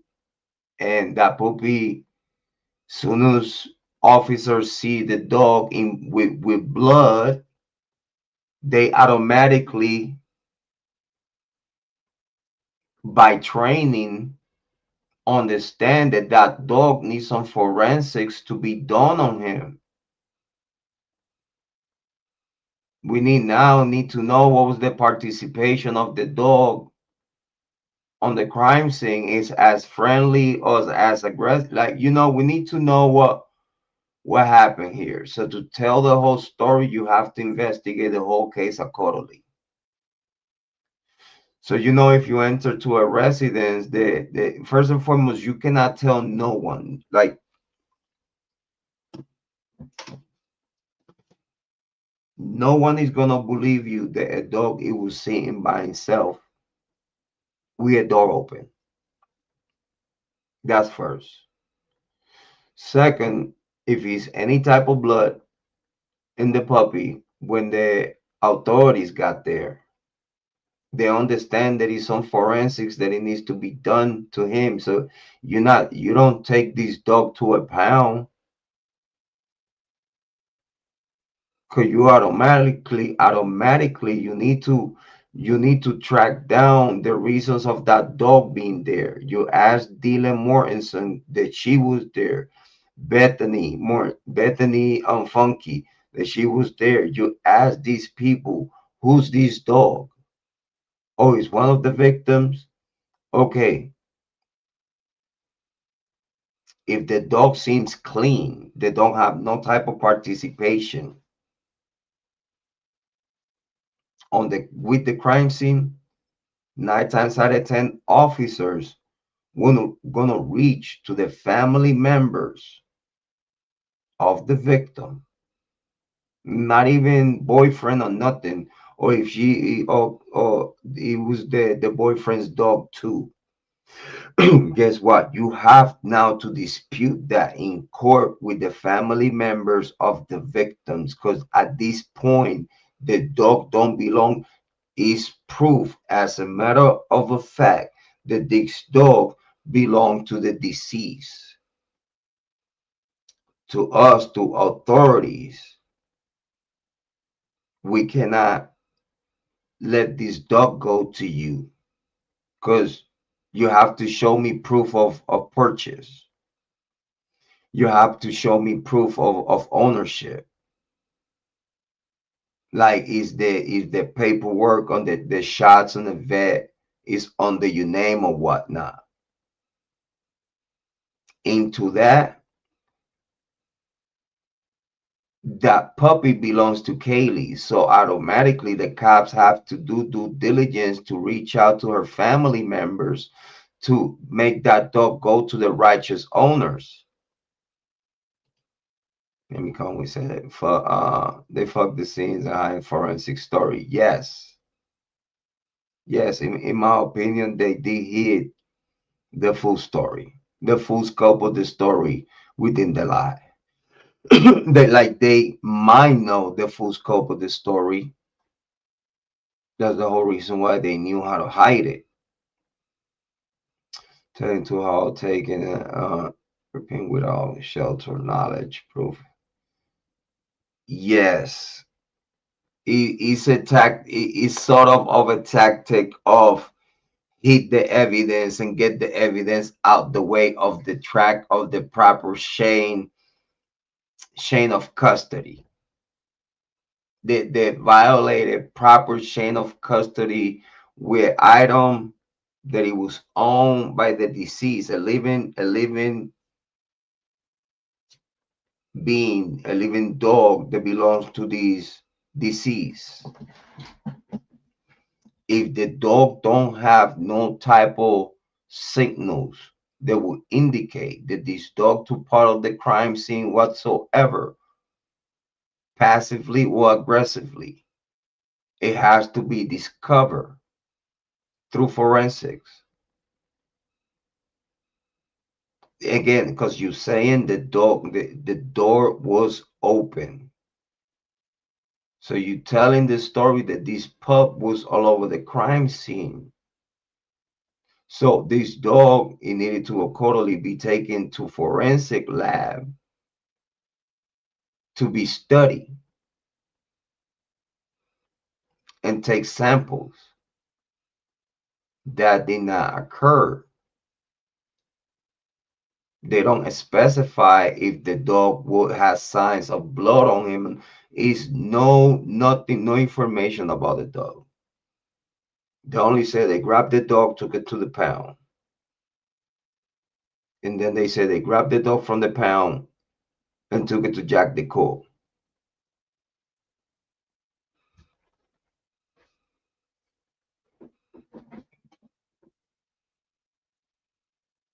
We know kind of like explanation like, oh, the door, and you said the door was open. This is why far as Murphy goes.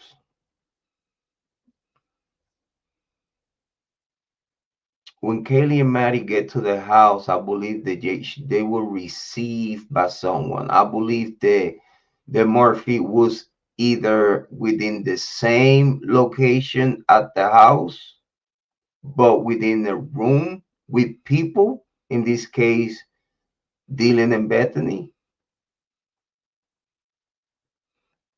But is no indication within their conversation on text of them having possession of Murphy. Because in my understanding right now, within the text between Dylan and Bethany, is no mention of them having Murphy, is no mention of Murphy.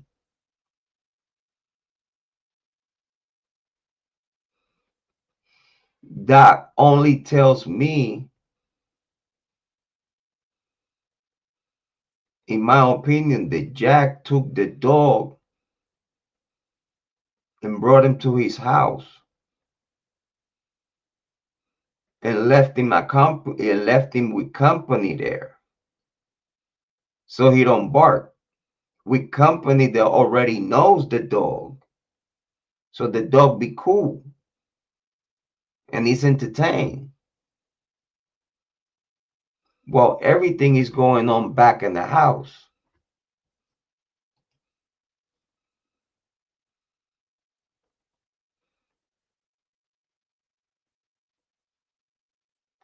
Someone had to have Murphy. This is details that are hidden within the Idaho 4 Brian Kohlberg case. Someone was babysitting, it was doggy sitting Murphy while Kaylee and Maddie was at the grub truck.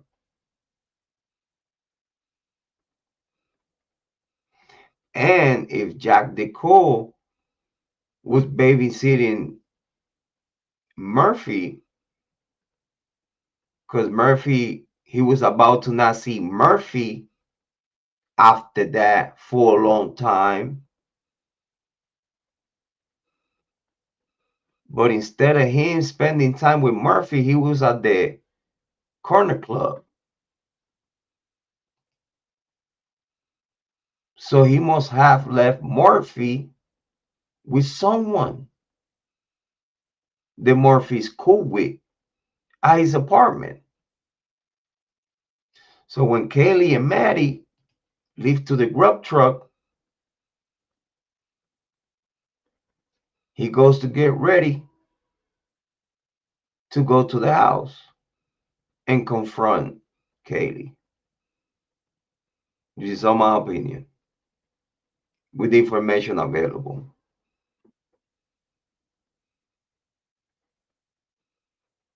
Which is normal and regular for him going upstairs and talk to Kaylee and whatnot, hang out upstairs. He's not out of the norm to see Jack Decor pulling up, getting inside through the back door and going upstairs. It's regular shit. Even though Dylan Mortensen is saying, oh, we were all in the living room dancing. So that means her and the victims and probably other people. She didn't specify who was those all at the living room. She go upstairs and then yells, come back down and whatnot. Story don't make sense. Which is no explanation to that story by the state. And it's no shocker to no one. But he could go upstairs, no problem, with whoever else, which again is my other opinion. We're not saying that this is true, but it is within my opinion in true crime. That Maddie's boyfriend could have a participation in all this. Because no one can tell me that someone had to know. And they all brothers in secret. Someone had to know. So you as Jack the Cole, you're not gonna tell me that whatever as big as the reason why you feel that you have to do this, no one is gonna tell me that it's this big secret. If this big secret, there is enough reason to go and try to delete Kaylee. It's big enough reason that includes Maddie. And due to that, you know that you might need some help to pull this off. You tell Maddie's boyfriend the big secret because you probably know that he's gonna feel in the same way you feel about it, and that now you have more help and someone with the reason and probably the guts, because the anger and the frustration to actually follow through with it due to anger and due to the what it is ultimate for them. So it's within my opinion the Kaylee and Maddie's boyfriend and ex-boyfriend took part in this killing. Is the opinion that everyone hates.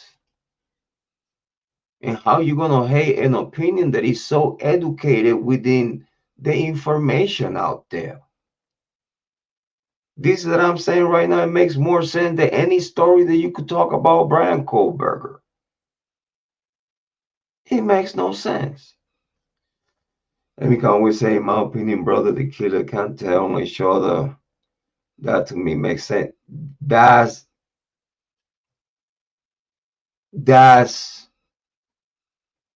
touche. Actually, let me put it back there. They can't tell on each other. No one in the Greek life will tell on each other if you're an active member. I don't even think that a non-active member that don't have big enough reasons will tell on them anything because they know the repercussions that comes with that.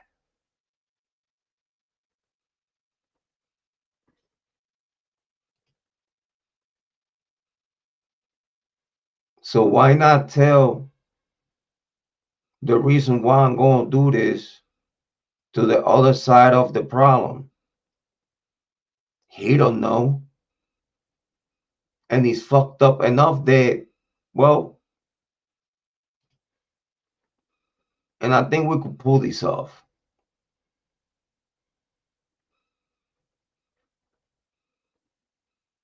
And then you go through your 50-50s and see you possibilities and whatnot.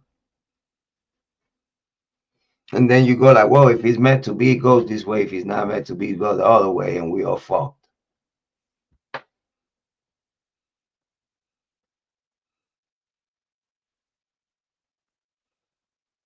In my opinion, Murphy was not at the house. Murphy was at Jack the Core's house. And Murphy came back after everything was done.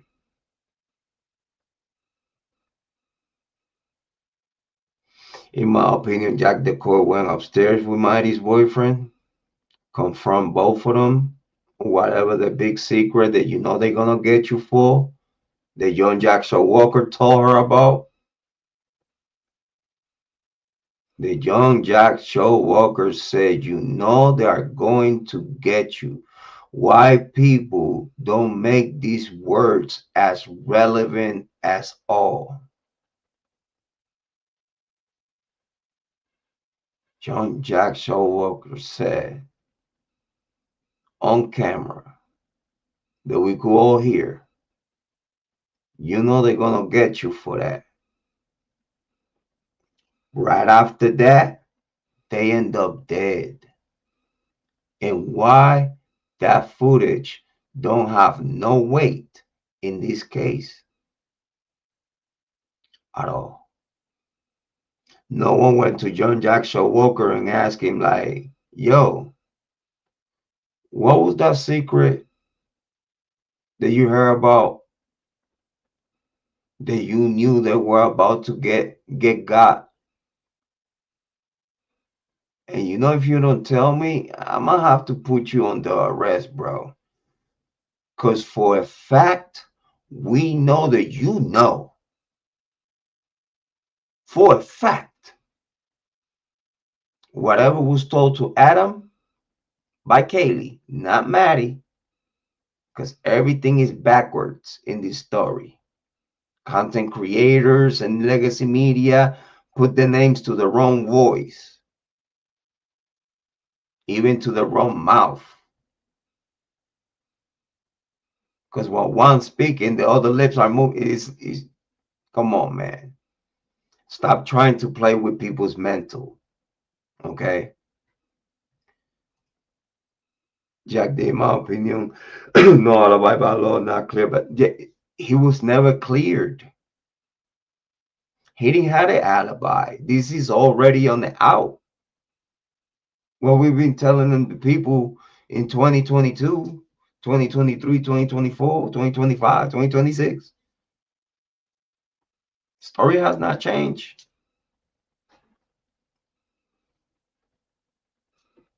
Doesn't change because it is what it is. Jack D didn't have no alibi. The alibi that he had, it was not useful in court. The cops knew this. This is why he was getting investigated. This is why he was the number one suspect. The only thing that stopped the investigation against Jack DeCole was the name Brian Kohlberger was brought up to the table as here, fetch.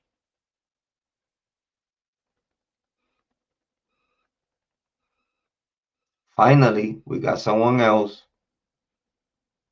This is what we're going to do. You're going to stop the investigation against Jack DeCole.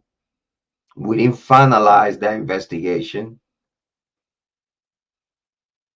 because there's no proof out there that investigation was ever finalized with results positive or negative. They literally stopped investigating Jack DeCole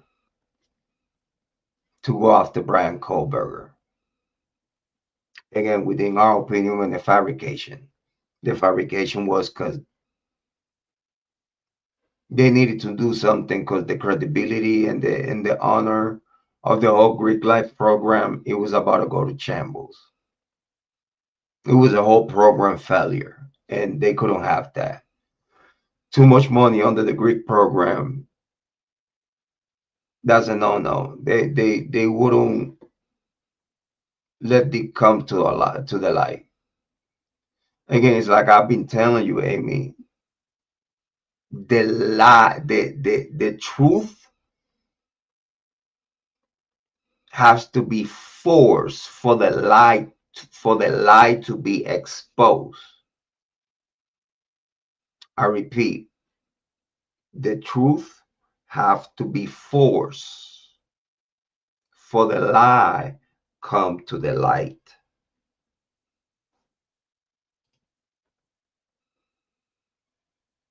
But again, it have to be a probable cause for investigation on a higher levels as me handling an investigation and procedure. on a criminal case. It has to be a probable cause.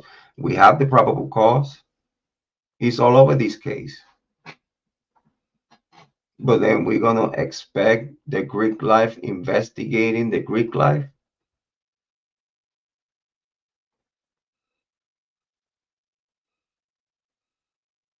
There has to be some federal outsiders that they could come to Idaho and clean and fix this problem or unfix this problem to undo and problem solve the situation that they created. It has to be an outside federal source because the information is all there. It just has to be someone that literally goes there and look to it and see like, oh my God, they never finished investigating this guy. And just with the little bit that we got, look at all these red flags. And they stop investigating this guy with all these red flags and his friends to go after someone that don't have no connection, and they still some way somehow force this man to say I did it because he's like, well, what the fuck you want me to tell you? It don't matter what I say or what I do. It just is it. Like they violated all my rights. The only thing that I was requesting, it was a frank hearing to make sure that as a judge, that the police and the prosecution did due diligence, and this is by the book, and the FBI. If it's unethical, it doesn't come through. If it's not law, but it's unethical, and you cut corners, I'm not going to let it slide because it's already unethical within your books. So why you going to do something that is unethical and you advise in your books to not do? You expect me as a judge to be cool with that? And just because it's nothing under the law that stop you from doing that. But again, in your book of ethics, you tell you group or your agency that that's a must not do. I'm not going to rule in favor of that. As a judge, I'm not going to rule in favor of that. Because then automatically I, as a judge, become unethical under your own rules and regulations. I, as a judge, if I rule in favor of this evidence, then now I'm violating ethics. I'm a judge. I cannot sit here and violate ethics. I cannot, even though if it's not illegal for you to do it, but that necessarily means that you should do it. Because if you understood that the only way you have any chance to proceed with this case was that means that you didn't have a case at all from the first place. But they are so desperate to throw spaghetti on the wall, knowing that it don't matter if the spaghetti don't stick in the wall. The judge, they'll see the spaghetti, will approve it, is a go. I mean, I always say, brother Hitler said in court, oh, I'm gonna have to grant them a franc. A franc was said to make you think he's doing the job wrong. You see, he denied the franc, but he heard the argument. That's not a franc hearing. That's not a Frank hearing. You denied it on paper. On paper. But you said there in her a proffer.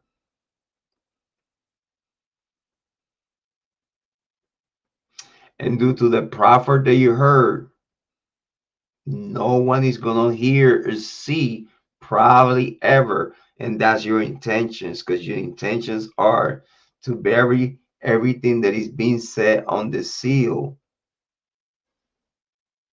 for no one to witness how much of a fuck up of a judge he is, in my opinion.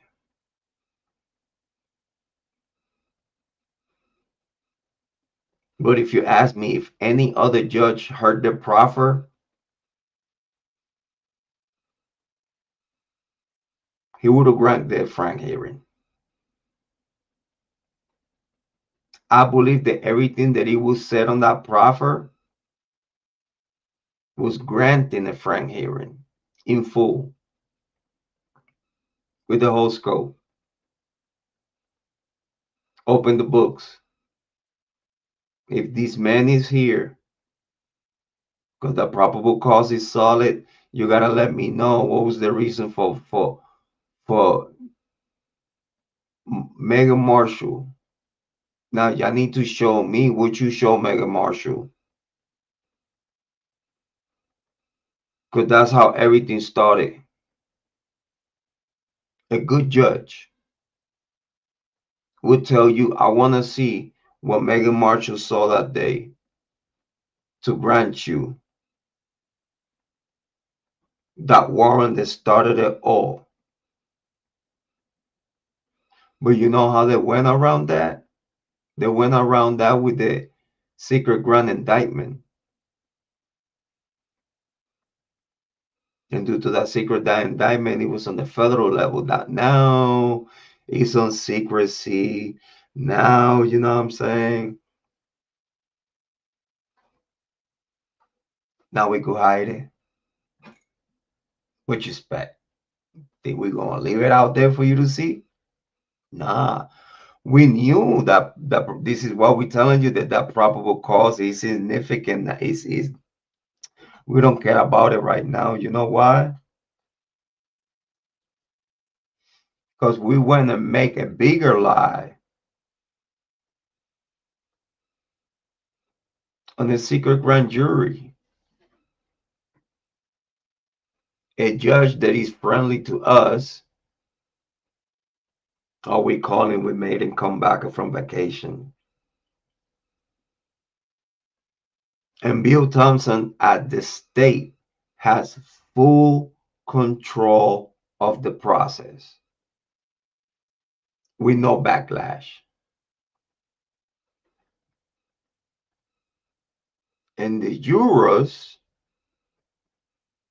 are directed by the state and the court. And if both are in Tingo and Tango,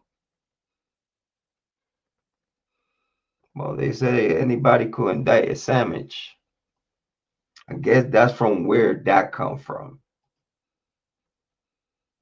in my belief. But yeah, that was a good disclose, a good video from Birdie. I mean, it's good. It's good to Birdie now. It's looking into it more into the, the Brian Kohlberger is innocent type of, like, I support.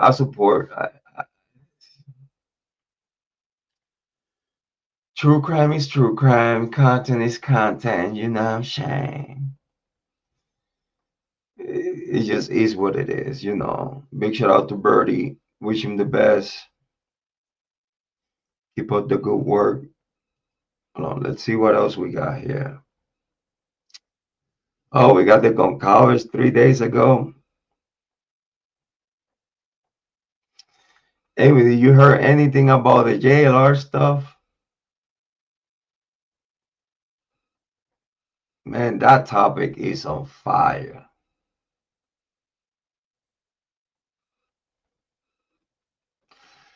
Joel said, was Kaylee Goncalves' face brutally destroyed or not?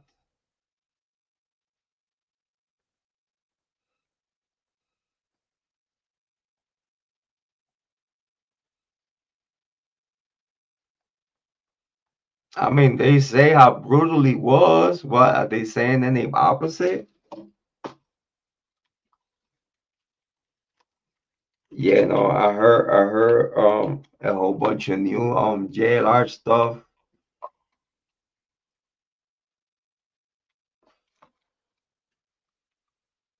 Listen, nobody wanna hear my opinion. 'Cause I tell you right now,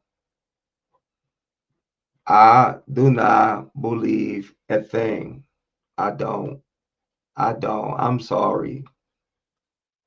We could talk about that too, though. Just say our line shut down. A what? Lana shut down away from Talk JLR.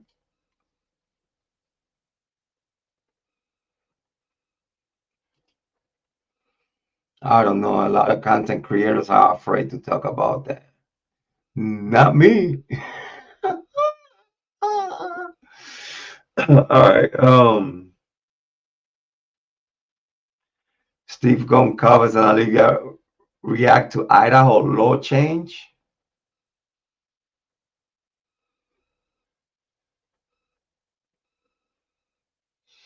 What you say about Lana? Can you articulate that? You say I heard Lana shut down what? A work from Talk. A ranch. Shut down a ranch. You heard that Lana shut down a range from talking about JLR.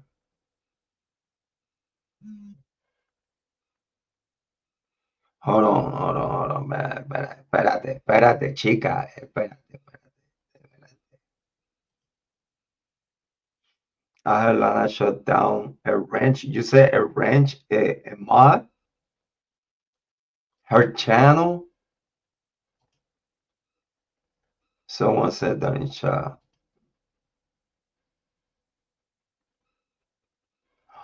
Oh, the YouTube shut down Lana's channel. YouTube shut down the channel for a week because JLR.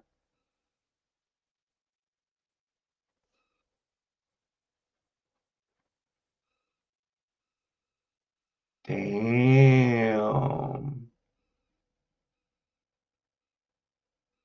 So JLR is going hard on the paint, huh? Listen, but we could talk about JLR though. We could let me see what we got here. Oh my God, commercials. Why? Shush. Oh my God. Commercials.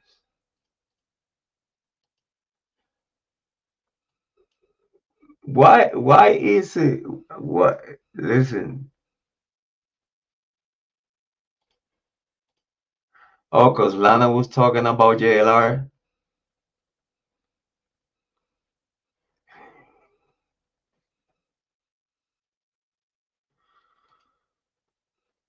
Uh-uh.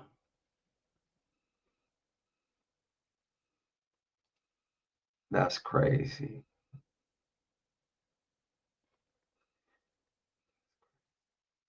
Oh no. Hold on, let's see what we got here though. Governor called you personally, right? What did he say? He just said, you know, he was really happy to be able to start enacting this change. And, you know, it was long overdue, not personally for this case, but just for victims' rights in general in Idaho and, you know, other states. I think it has ramifications for other states, particularly, I mean, unfortunately to say this because Hold on. You said change of a law or something? What is it? Is it change of a law? Because they're not saying nothing. Governor called you personally, right? What did he say? He just said, he was really happy to be able to start enacting this change. And, it was long overdue, not personally for this case, but just for victims' rights in general in Idaho and, other states. Why they didn't start with the details of the law that they say they pass and stuff? Hey, I heard they passing the law and da da da da da da. The governor called you, but it's like missing details. I think it has ramifications for other states, particularly, I mean, unfortunately to say this because of the high profile nature of this. I think this is a wake up call. Steve, just to be clear, what exactly does this law limit from the public record? How does it work? As I understand. Oh, so this is what a law about public records to not show deceased bodies and whatnot.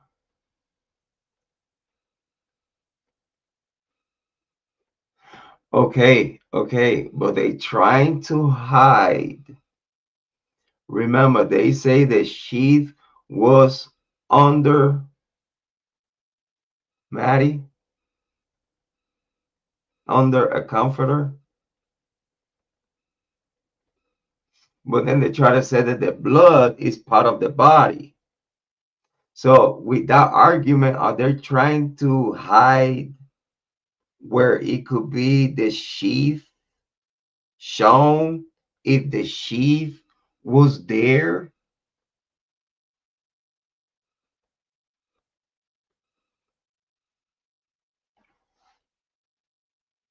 Oh, you can't see the sheath because, I mean, you can't see the blood, you can't see the bodies, you can't see, but the sheath is there. You have to trust us. Or you're going to show a picture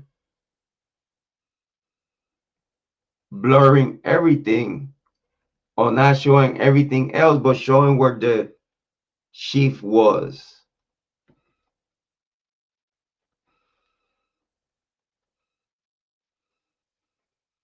In my opinion, they're trying to hide the location of the sheath, which is none, with all this mumbo jumbo.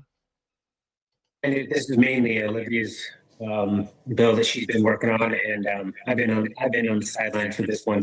But it protects crime scene, the gory, the body. It protects that. It basically says it's still going to be used in a court of law.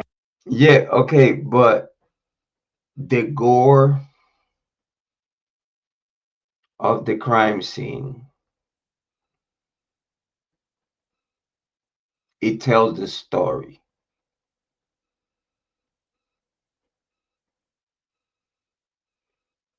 And yeah, it's a very touchy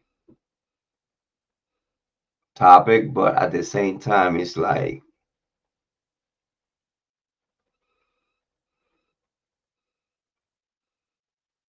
don't you want to give clarity to the people of what happened here and tell the story the right way? For people to understand what you went through?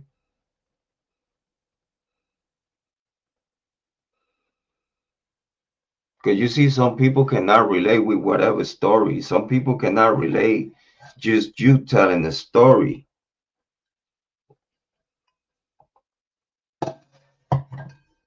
I don't care if you tell me that you are brave when you show me that you're weak.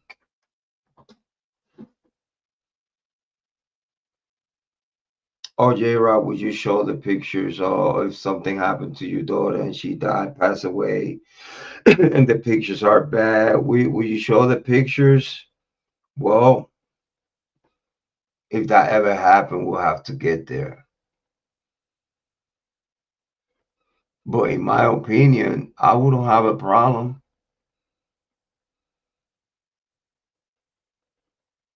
Because that'll tell the story of what happened.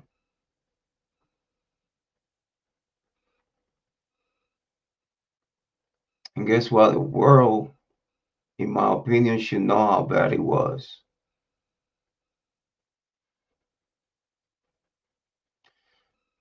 And even though If a conservative side of true crime don't give no one the right to see those pictures, which I could understand also, but you cannot hide the information of the case as how they doing right now. And not because then they use this to control the public records. Cause I totally agree with you. I totally agree with you.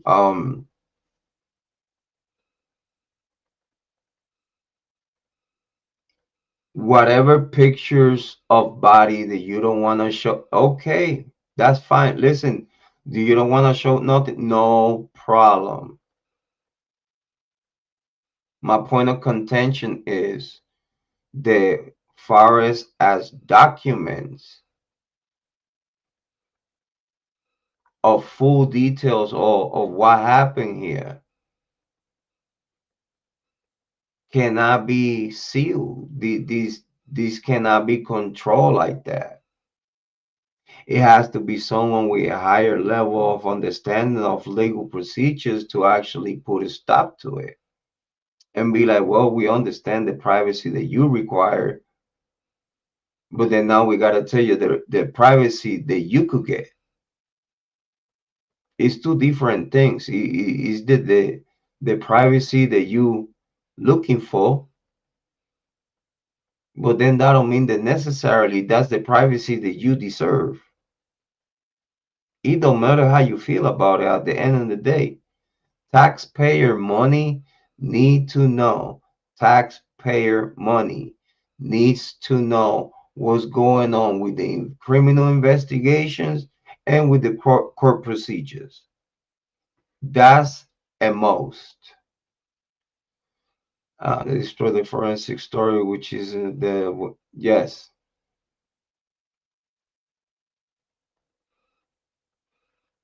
They muted the footage of the next door camera so they don't hear the full story of all.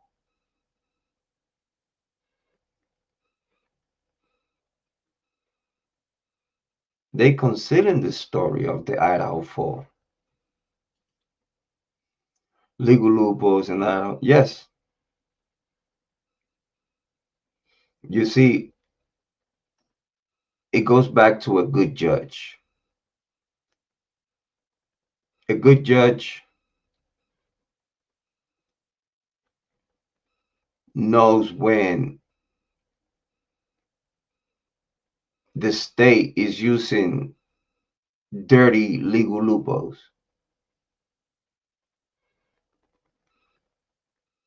The judge to recognize for the type of case that is, the dirty legal loopholes are unnecessary when you have a case.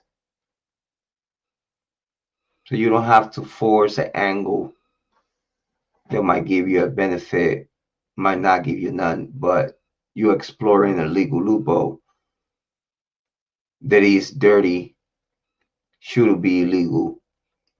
And the only person that could validate that loophole is me, the judge. So then now you put me in the predicament for me to put my level of morals to attention. Tampering is illegal, and I don't get how they get away with it. It's unreal. Oh, he has not a good judge. Did not they violated his rights. It was really not a legit proper investigation of this. What it seems like. A good Christians don't have to be out there telling everybody I'm a Christian, I'm a Christian, I'm a Christian, I'm a Christian. You see my hat? I'm a Christian. Believe everything that I tell you because I'm a Christian. All that. It's just not something that gets released to the general public. Freedom of Information Act. There's certain things that are just not evidence, and that's kind of what we're taking. I mean, We didn't even have a court case. It was a plea. So we see that this is something that is like common courtesy for a family. And as you could tell, it goes all the way up to the government office, to the governor's office.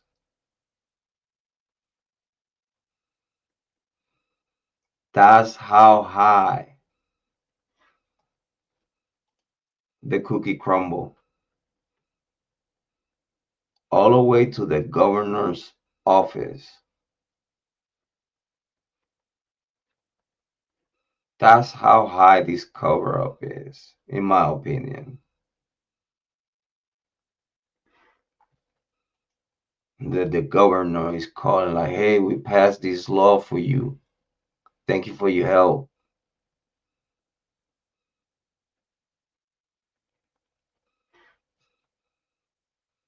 I'll tell you what, the Idaho 4 case disgusts me though. It does disgust me. It's just crazy. Amy, did you hear about the Charlie Kirk case? The bullet don't match. The bullet don't match. The bullet don't match the rifle. I mean, it needs a fragment for what is being told, for what is being said. It's not a full bullet. It's not a full bullet. It's a fragment. And I told you ballistics. It goes back to ballistics. I told ya he would. Charlie Kirk was not shot. We could call it poke. We could call it stab in the neck by something that it looks scorpion-like. That activated, that thing went around his shirt from the right side, went around his shirt, from under his shirt, using his own t-shirt for concealment. It stretched with such a fast light speed and force that activated, poked him in the neck, retrieved back, and then you hear the shot on the speakers.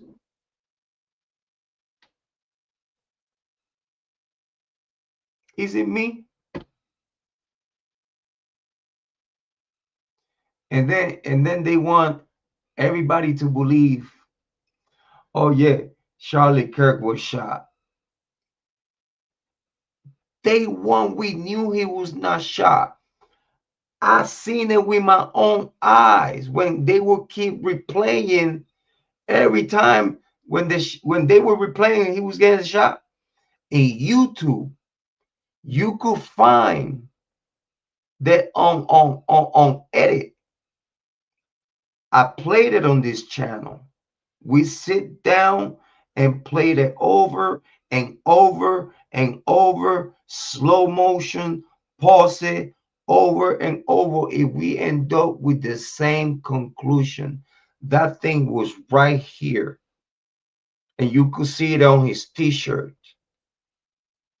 You could see under his t-shirt, yeah, day one, we call it.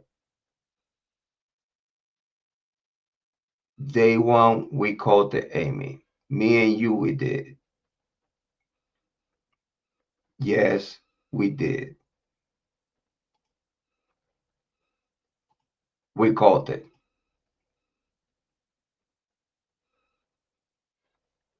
But you could see it on you could see the thing. Before we get there, let's listen to Lionel real quick. Let's listen to Lionel. This is explosive. My friends, this is big news. I don't want to say breaking news. I don't even know what the hell breaking news means. But let me tell you something right off the bat. You know, and I know that we haven't bought any of the story regarding Tyler Robinson. Nothing. But this is huge. Something just happened in this case that changes everything. And if you're paying attention, I mean, really, really super duper paying attention, you will understand exactly and immediately why this is not just another courtroom development, not just another filing, not some extraneous bit of Lionel, for those that don't know, Lionel, it was a prosecutor. sub-judice nonsense. That's just another technicality buried in legal juridical language. This is the kind of detail that cracks a case wide open. That, I say it to you, bespeaks and yells reasonable doubt. Remember, nobody has to prove Tyler Robinson is innocent. They've just got to present a reasonable doubt as to whether the state of Utah can prove beyond and to the exclusion of every reasonable doubt and with a degree of moral certainty that all of the elements of murder can be proved.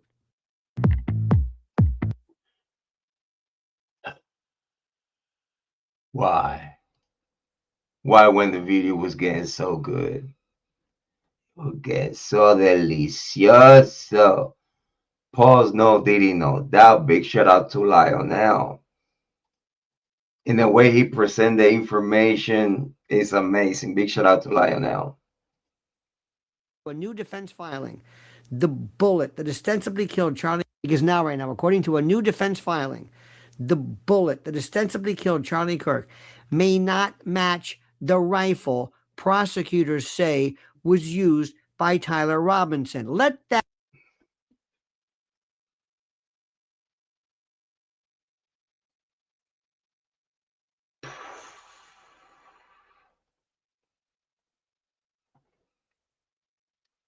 That's the prosecutor saying that.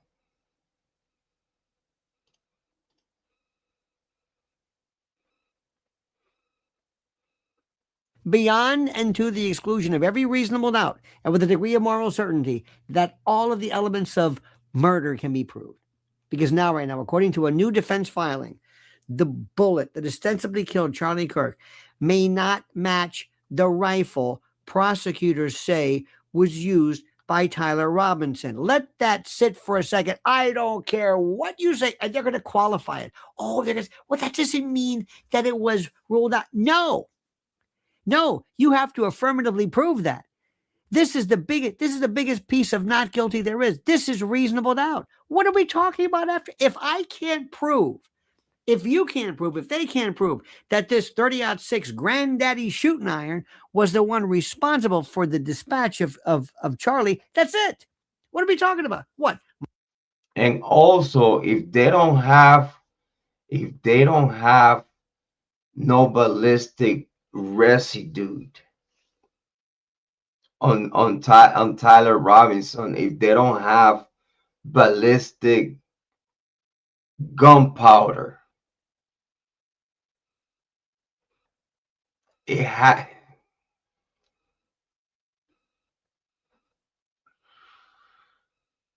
it's a sham.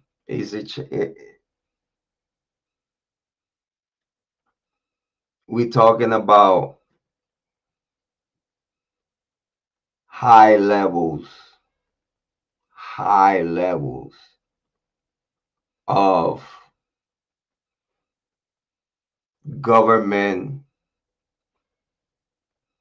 agencies and government individuals in places of power are playing dirty games, dangerous dirty games. We are nation.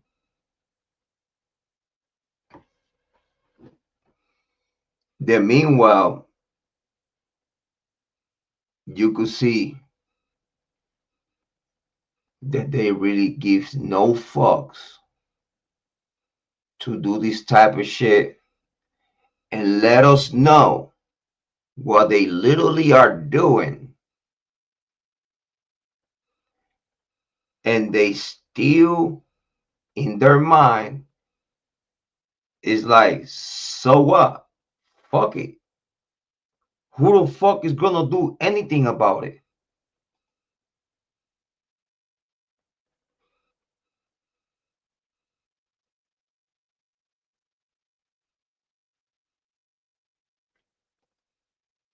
Who is going to do anything about it when the government is supporting our fuckery? The government is supporting the narrative. The government don't want anything outside of what is being put out there right now. The government gives no fucks. The government didn't even want an outside investigation about this to see if he was any outside. But you see, recognizing that if he was any individual and or agency from other nations that could be involved with the murder assassination of Charlie Kirk, with that simple investigation, it would prove if it was any outside source or agency of other nation involved with this assassination. It would prove that it was no outside source that did this. That would prove at the same time that that source of assassination was right here within us. That would open a whole can of worms.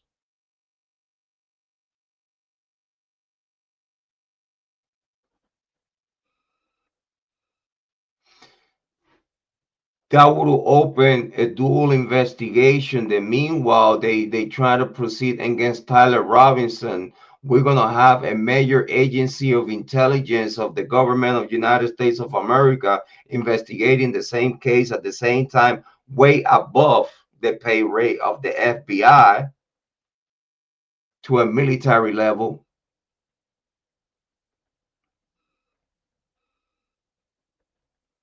Oh, they would have found out. They would have found the whole TP USA plot to kill him, in my opinion. I'm not saying these people did it or Erica Kerr had anything to do with it, but it's somewhere around that. Somewhere around that. Not saying they did it, but the only people could investigate that don't want to investigate that. You know what I'm saying? So it's obviously something there. Big shout out to Sifa. Thank you so much for being here. Very so much appreciated. Sifa says stopping by to show support and say hi. Thank you so for Sifa. Very so much appreciated. Thank you for passing by. Thank you for showing support. Please make sure everybody goes and subscribe to Sifa and his channel. Thank you so much for passing by. Very so much appreciated, Sifa. Thank you for being here. Yeah, that's what I'm trying to say. Like right now, what Lionel is saying is very, very big, very, very important. Because we talking about when the FBI gets involved, the FBI will not tell you in which part as FBI they were involved. They are not going to tell you, oh yeah, we directed this, we directed that at the hospital, we spoke with the doctors, or we spoke with this, or we did this, we did that. Because he was in the hospital, it was a whole sham. It was a lot of secrecy. Only certain particular people could have been there.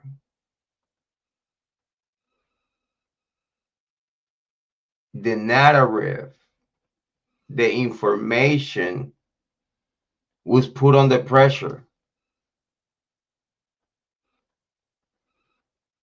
The details all being put away, and they want to seal them.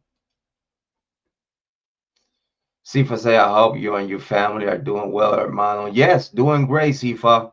Doing amazing. Thank you so much. Thank you for asking, and we wish you nothing but the best, and also the same for you and your family, brother. Saludos, amigo. Espero que todo esté bien. Big shout outs to you, though. Doctors say, strong neck, crack of shit. Yes, yes. Oh yeah, the neck, it was so strong. The whole narrative was put in place as in a script.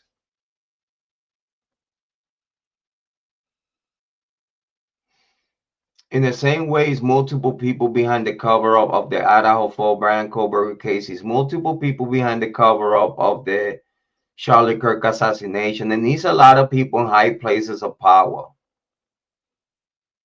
Is a lot of people in high places of power to have there's such an amount of people like the FBI Cash Patel have him not just silent but interrupting any type of intent of an outside investigation. And in my opinion, if the FBI don't have nothing to do with the investigation because it's not their case, how can the FBI stop any investigation from no one else of a case that don't belong to them and belongs to the state? How can the FBI have any sense of any authority for Cash Patel say like, oh, no, you're not going to investigate this? What you mean? What you covering? What favors y'all covering? Favors from who y'all covering? Because at this day to day, it's easy for us to say without no problem that due to what we seen right now with the information out there, due to the information that they provided themselves, we could say that this could be an easy plot to kill Charlie Kirk within. And it could only happen, it could not happen without the help of TPUSA and staff. Is my educated opinion at this day today that Charlie Kirk died due to the collaboration and assistance of his own security team and staff.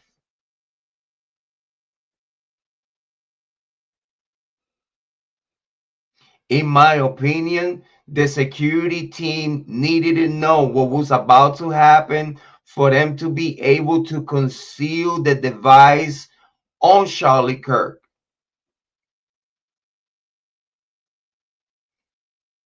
Could that mean at some point the device that it was placed on Charlie Kirk's body was taken off from him, which they taken the murder weapon? Because for people that don't understand this case, in the Charlie Kirk case, the murder weapon was put on Charlie Kirk. The murder device was put on Charlie Kirk as a sound device. A modern day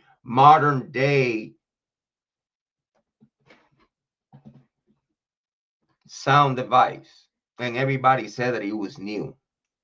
Even it was a new microphone operator.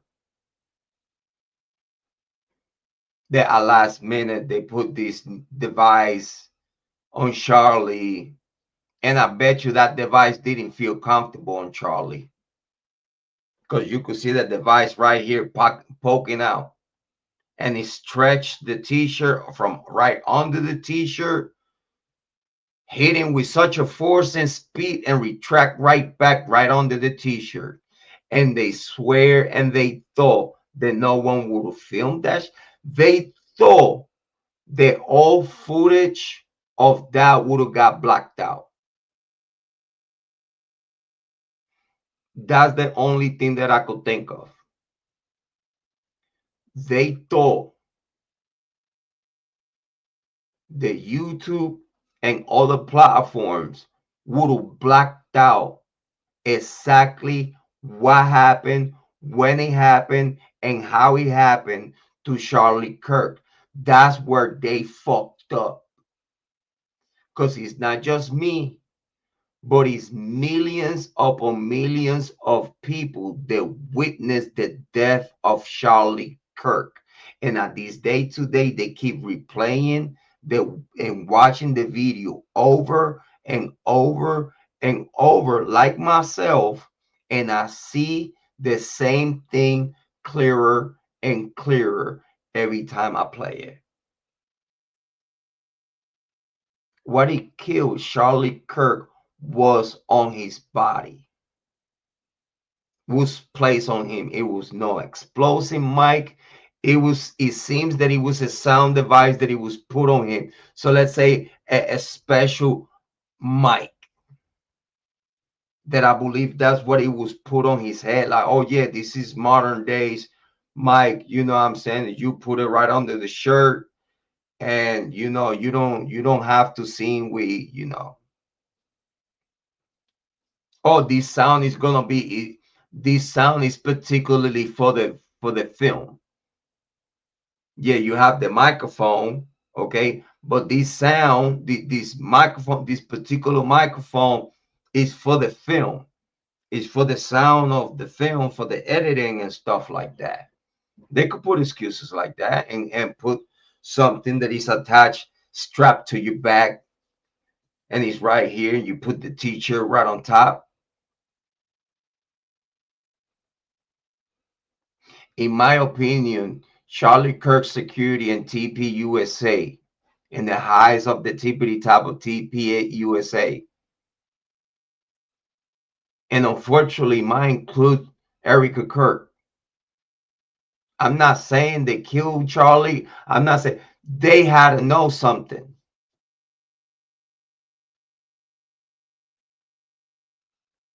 Because there's no way that you're going to allow this one total stranger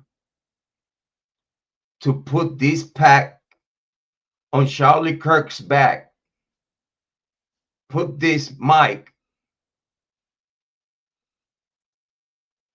with a brand new microphone guy,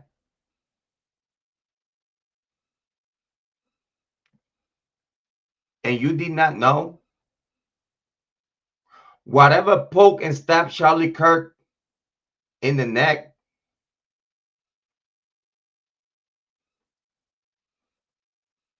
in the only way that is gonna conceal Charlie Kirk's blood, if it's as is stretching, is uncovering himself, or uncovering this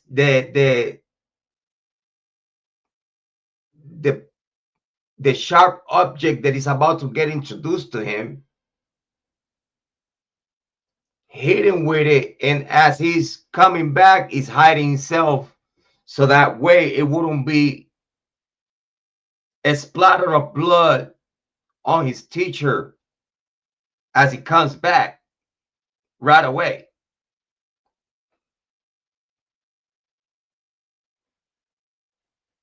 And also between the impact and retract and Charlie falling, we couldn't see if it was blood in the area. But his security team was on top of him when this happened. They had to see some kind of blood, if it was any, on the device, or the device is so advanced that it will conceal the victim's blood within.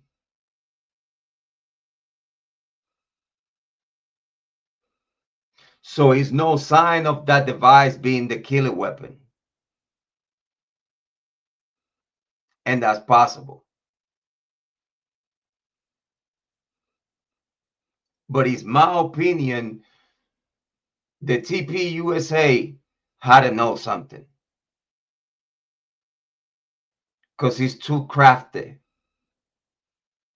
The decoys, the sound coming out of the speakers is all plotted and put together.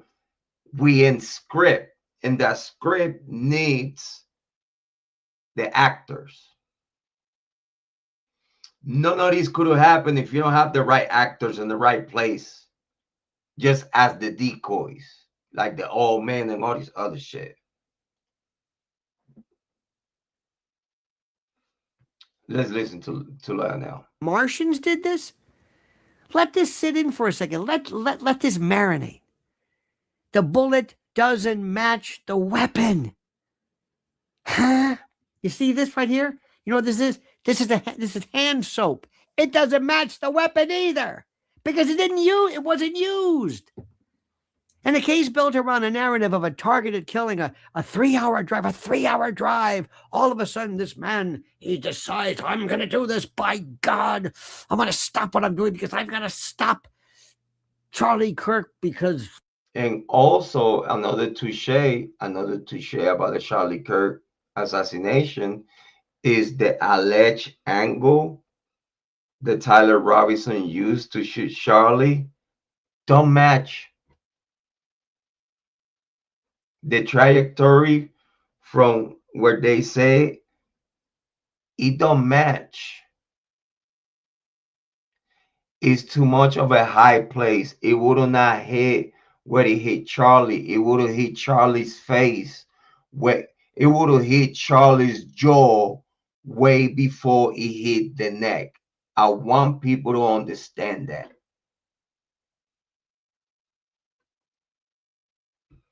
I rest my case. For whatever reason, a weapon that is tied to the suspect, a confession to his father, which, as Candace Owens has indicated and others, there's going to be no confession. Watch that be refuted. So forget that. All right, go ahead. Even if he confessed, it has to be proven. If he confessed, he has to now tell us exactly how he did it. You can't just confess and not tell me nothing, just like in the Brian Kohlberger case. Oh, yeah, he confessed. Really? If he confessed, why he plead innocent? Just please, please, please, please, please, pretty please. If Tyler Robinson confessed to it, why will he go to court to say that he's innocent? Hold that thought. Let's work with that one later. But that's gonna fall flat.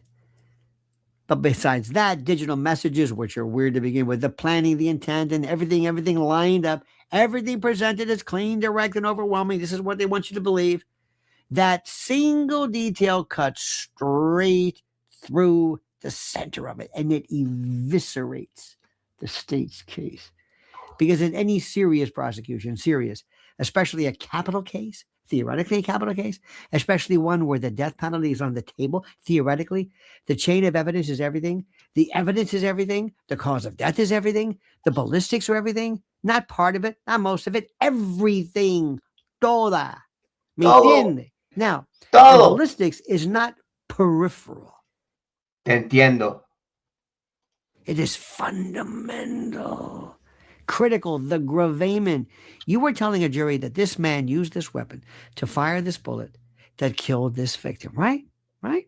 I mean, that's the spine of the case.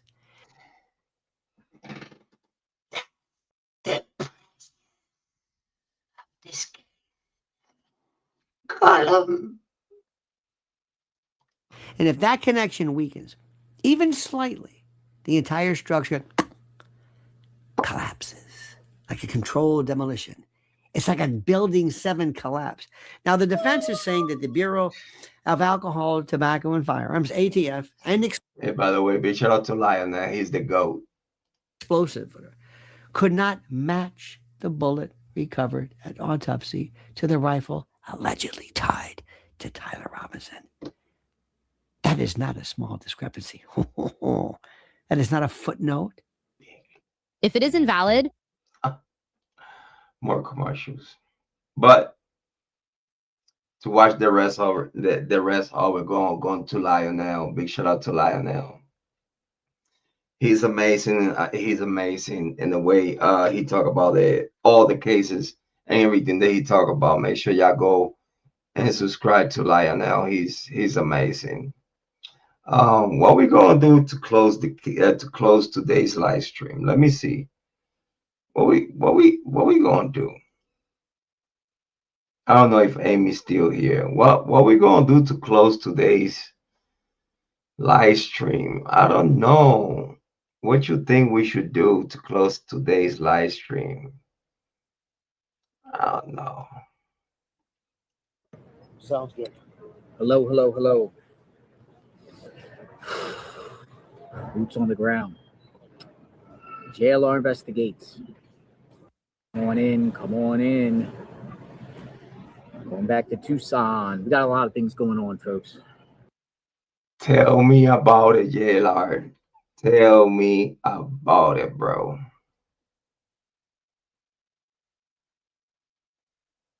You got so much shit going on right now, bro. Like,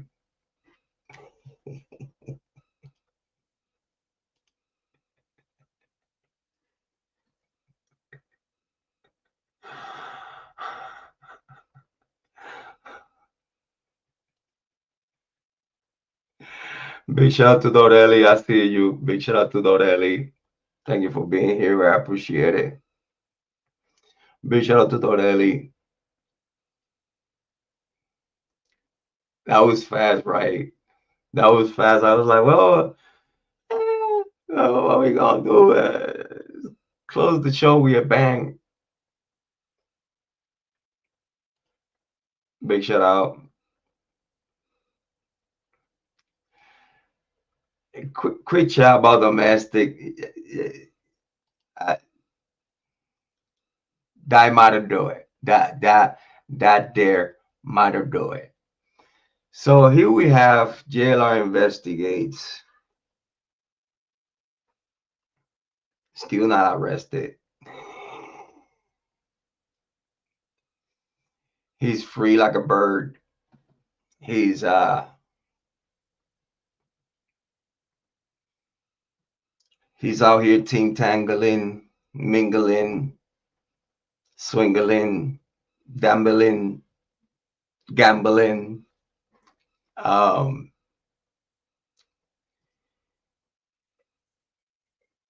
It seems the JLR is in trouble. I don't know.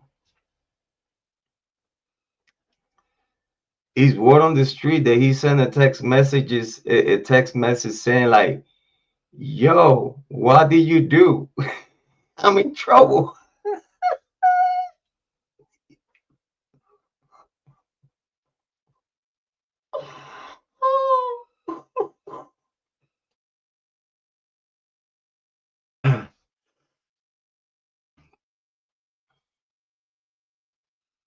So I heard too. I don't know. Listen, these days in the YouTube streets is channels going away for a week.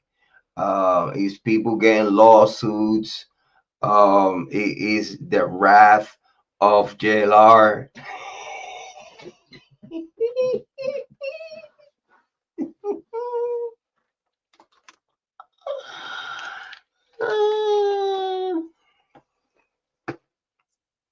The wrath of the true crime god JLR. Amen. Listen, it's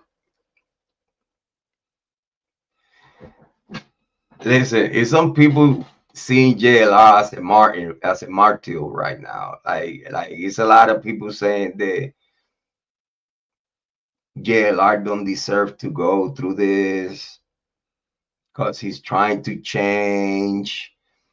It's not fair that what he's trying to change and find love. He find one of these conniving true crime content creator just like himself, ambitious like him, has a lot in common because allegedly they both has a past. So Misery likes company. He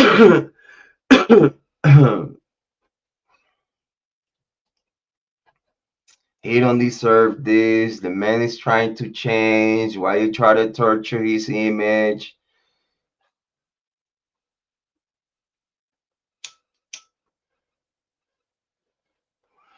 Listen, I have not ever seen so many domestic violence offenders protesting against JLR. I swear.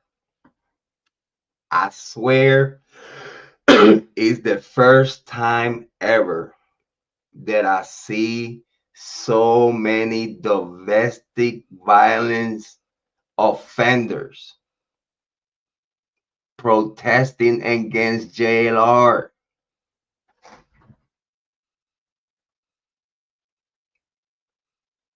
I'm like, what?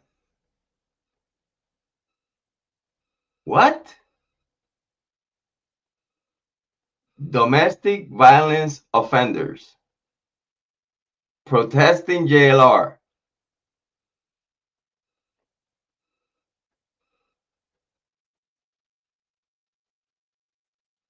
Please make that make sense. Just please make that make sense. How can domestic violence offenders with domestic violence allegations, some of them with domestic violence convictions, protesting JLR?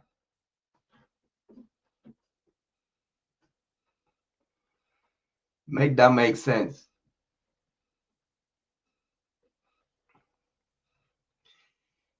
You have females that has a piece of shit reputation. Oh, we're gonna get to it. Brother, you think the DV call night of killing is significant? You see in the Idaho 4, yes.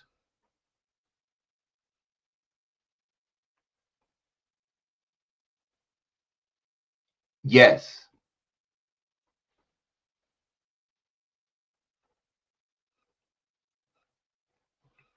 You want to know why, Amy? Because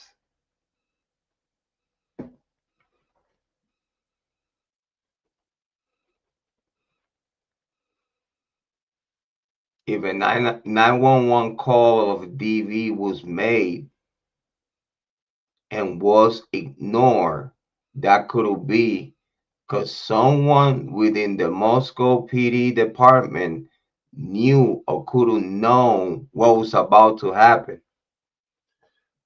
They could have got a heads up of what was about to happen before it happened because they're all in the same bullshit, right? Just saying, in my opinion. Dorothy said Magnolia isn't a perfect angel neither. I mean, think about it for a second. With all those JLR allegations of fraudster,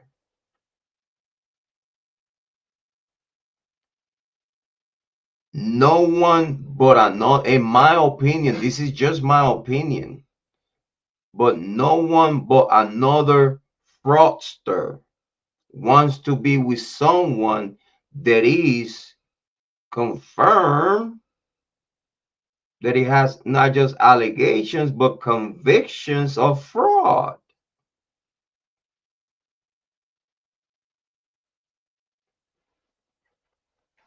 Is no female, is not one good female that I know, is not one good female that I know that would be with JLR with his reputation. Not even for clout, not even for YouTube shit, not for no motherfucking thing. And the only thing is if someone on his level of indecency see the opportunity to utilize someone just as twisted as them for their own purposes. In this case, YouTube true crime clicks and likes.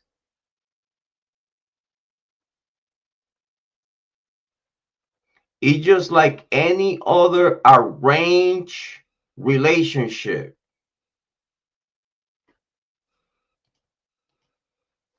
Nah, okay, so yes. Just in my opinion. Yes.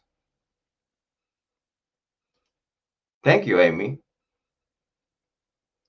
Listen, JLR has a reputation of many exes that are here in the YouTube true crime community telling all females how they believe he is. Allegedly, JLR is on disability. Allegedly. I don't know what's JLR disability. But to me, JLR don't look to me as he has any type of Social Security disability SSI. That's my opinion. In my opinion, JLR could also be defrauding the Social Security if he has any type of disability active right now that he might be getting paid by the disability of Social Security while not having a disability. It's a possibility. We don't know if this is true. We're not saying that that's what's happening. But in my opinion, we don't see JLR getting disability from the Social Security because we don't see no disability from him. So we could only assume that the only money that he gets is whatever he gets out of YouTube and out of the help of his parents or any other deals that he could have with whoever else. You know what I'm saying? Money, I don't think JLR has money like that though. This is what I'm trying to say. I don't think JLR has money like that. Because we heard in a gangbang of the ex-girlfriends with the coach that they were talking about he having disability and food stamps. And that's the allegations of his exes. We're not saying this. It's the allegations of his exes in YouTube. But I don't think money it is. I think that it's more of the sickness of being with a YouTube true crime content creator that is going out to places where these crimes are occurring and show face. It's a lot of female content creators that want to be a Bullhorn Betty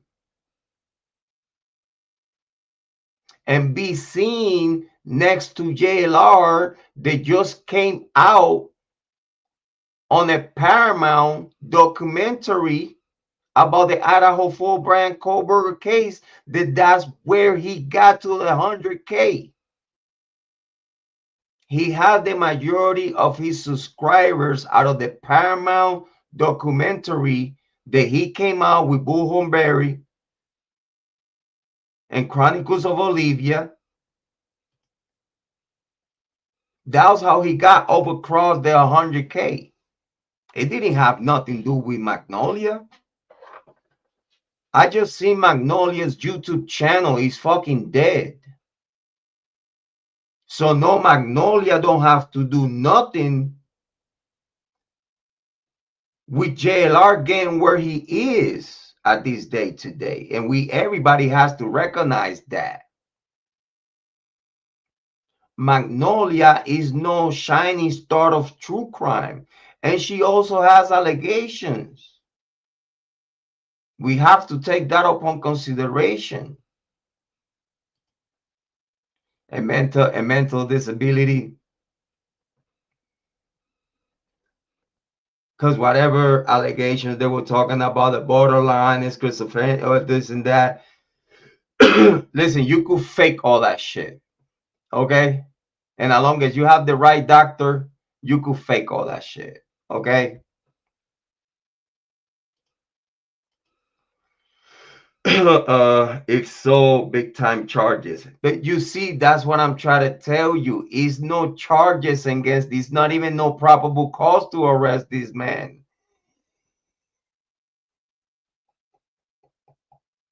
Listen, we could agree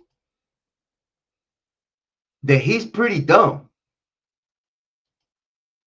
but smart at the same time.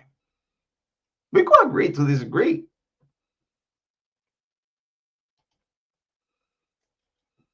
I want everybody to understand is not one good female in YouTube true crime. They will be with JLR not for money, not for nothing. They will not be next to JLR with the allegations that he has and the convictions that he has. Ain't no one with the right mind is gonna be with JLR. The only reason that I believe Magnolia was with JLR is just because he's a big YouTube true crime content creator with a community that she could get something out of, because she's not a successful YouTube true crime content creator. She's not. And I believe that at some point JLR seen that about her. Now she wants him to put content on his channel that she developed.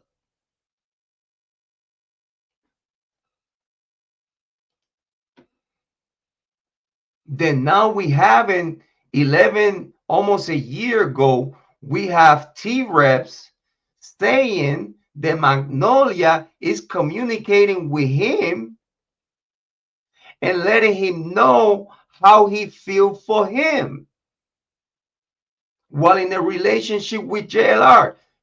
Is video and footage of T-Rep saying this. That Magnolia was declaring her love for him, and that she also was telling him what JLR was doing to her. As a grown-ass man, I know that a lot of females use that story for another male, in this case, another true crime content creator, to feel sorry for her.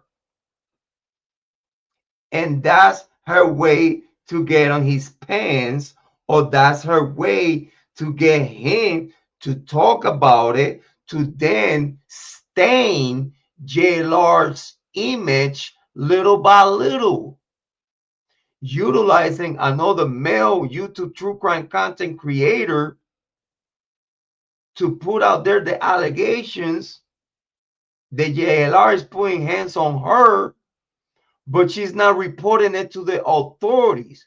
Why? JLR is not a multimillionaire. JLR is just a YouTube true crime content creator with some kind of influence. That's it. And for you to stay with him, if that was the truth, you're sicker than him. Because if it's true that he's putting hands on you for this long, how the fuck you gonna stay with this man? It's your fault. It's your fault. If that's the truth. If that's the truth, then Magnolia stayed with him for this long while he was doing that to her. That's Magnolia's fault. And she did not call authorities about it. Then now her, as a YouTube true crime content creator, they're supposed to know how the legal shit goes. She tried to retroactively trying to make a report of JLR putting hands on her retroactively when the cops won't even pay attention to your story because you said that something happened last night and you didn't call no one? You can say that just because he took your phone, which we don't know if he paid that phone. If he paid that phone, that's his phone. Fuck what you say if it was a gift. But obviously you had a phone. You have a phone to call 911 because obviously you said it yourself that you have his phone.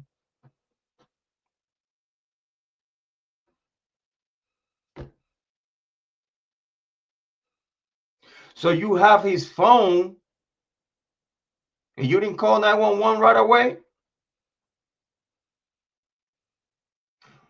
We heard the people from the hotel calling 911, but I believe that was after you reported that to them. And then them as a hotel, because they got to worry about lawsuits and shit, they have to call 911 to report it. But they didn't heard, which they have rooms next door, and they have personnel, maintenance personnel walking around the hotels at all time, 24/7, and security. They didn't hear nothing. They didn't hear nothing. No, JLR is not charged officially. He's not charged. He's no probable cause for an arrest. How they gonna charge him for something that she did not call right away when it happened? And then her story and his story don't match. Why Magnolia is gonna call so many times now 911 calls to accumulate 911 calls under her name as a YouTube true crime content creator? She know what she's doing. Instead of her calling the prison, instead of her calling the police department directly, because you already has a case number. You don't have an emergency. You have a case number. You call direct the police station. You don't call 911 because it's not an emergency. The only reason why they did not charge you for misuse of the 911, you know why, Miss Lady? Because they looking at you as a victim of domestic violence, still looking for help while you calling 911 that you are not supposed to call 911, because whatever the fuck you're talking about in the 911 fucking call is not a fucking emergency. It's something that you already handle. And if you have the right phone numbers to fucking call, you wouldn't be calling the 911 operator to talk this shit that you could have called direct to the police station. But you purposely accumulating 911 calls under your name because you know it's going to be true crime content creators. They're going to have 100,000 911 calls that don't have nothing to do with no domestic violence. It has to do with you calling 911 to talk about something that you already had going on with the police department. But you accumulating and oversaturating the FOIA requests on 911s under your name, but that don't mean that that's how many emergencies you have.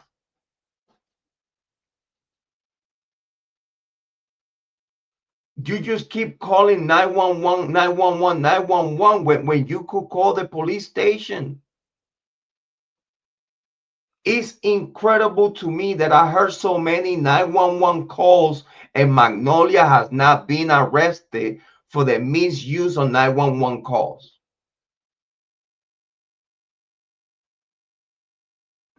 And here we see JLR that he's free. He's free to fly.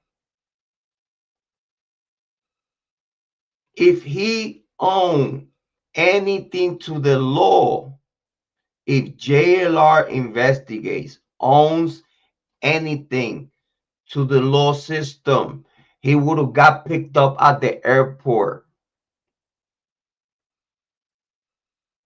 So no, is no charges pending, is no arrest coming, and this is only a civil intent. What she's doing, she accumulating and fabricating evidence to go to try to get him in the private sector with a lawsuit.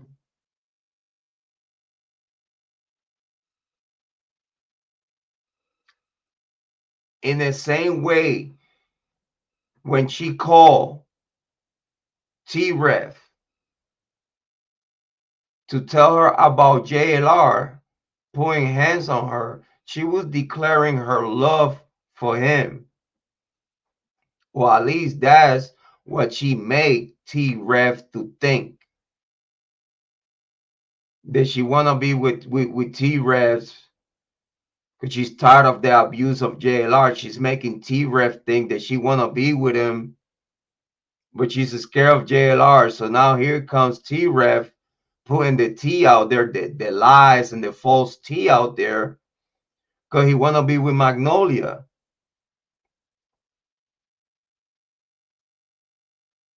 Which Magnolia could be using him way back then to give JLR a bad name by making T-Ref think that she want to be with him, but using T-Ref, another big content creator, to put a narrative on JLR.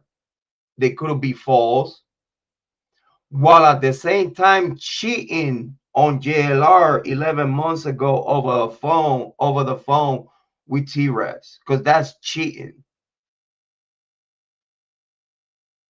When you have a boyfriend and you out here on the phone, not just telling your love for another man, but talking shit about your man to another man, lady, you are cheating to your man. So that means equal as Magnolia was cheating on JLR long way before any other shit she could talk about.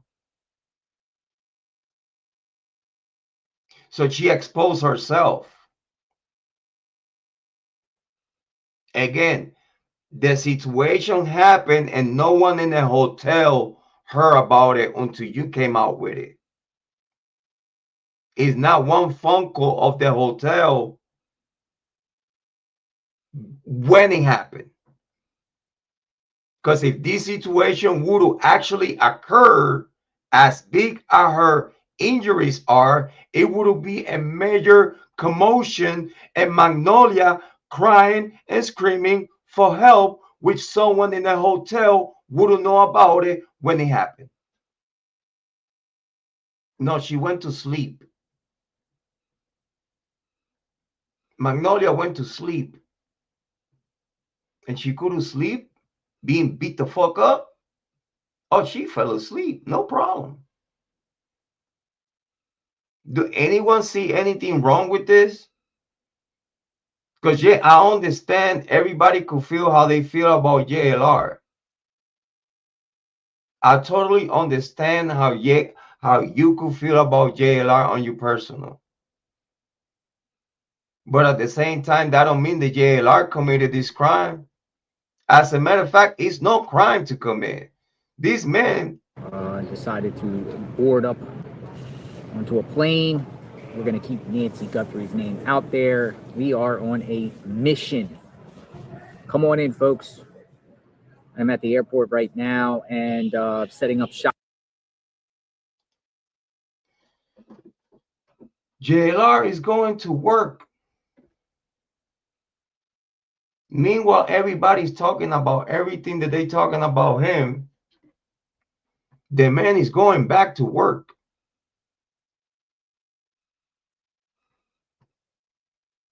Ain't no one see a problem with that. He's free to board an airplane, travel, and go and do his job.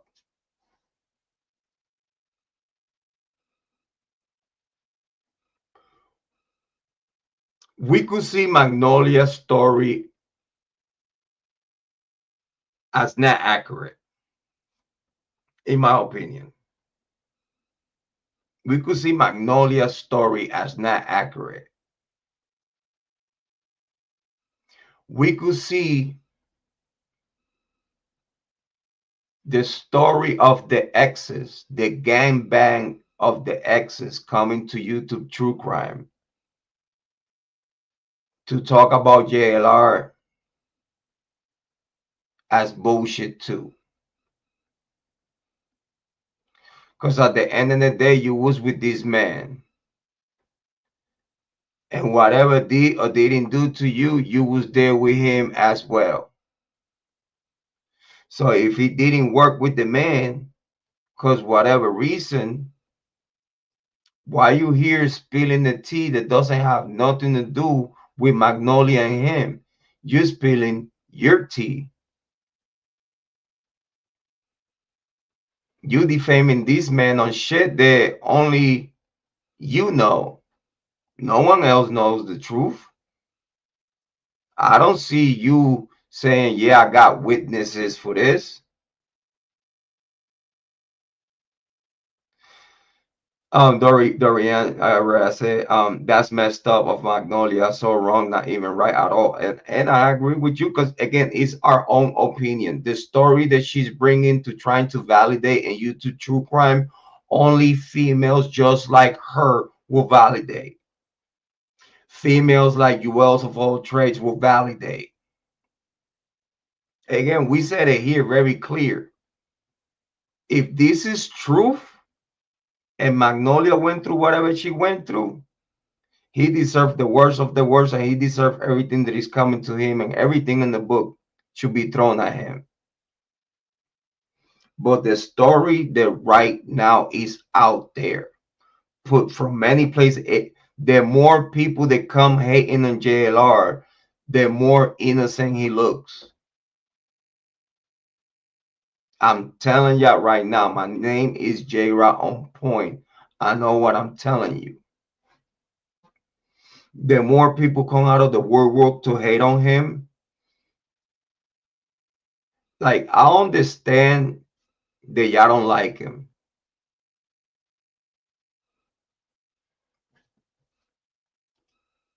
But y'all cannot use his past against him. You cannot use JLR's past against him.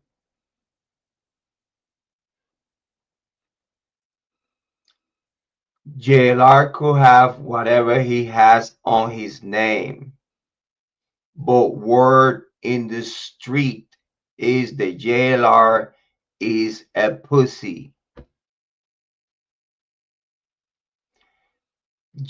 Word on this, I'm not saying he's a pussy, but his word in the street and in content in YouTube that he many and multiple people that allegedly knows JLR consider JLR as a coward. The JLR don't have fighting him. The JLR wouldn't fight a man, most likely was not fighting a female. Everybody that I have heard that he comes against him cannot say one instant of JLR being violent or losing his shit. Not one person, not even Bullhorn Betty. That should tell you a lot. That also should tell you that JLR don't have no criminal convictions on anything violent. You know, if people want to talk about Yasso Good and YouTube true crime, they really say, I personally don't have nothing bad to say about JLR. Good stuff. Someone said constitutionalists believe the charges are incredible dumb. Yeah, let's put it like this.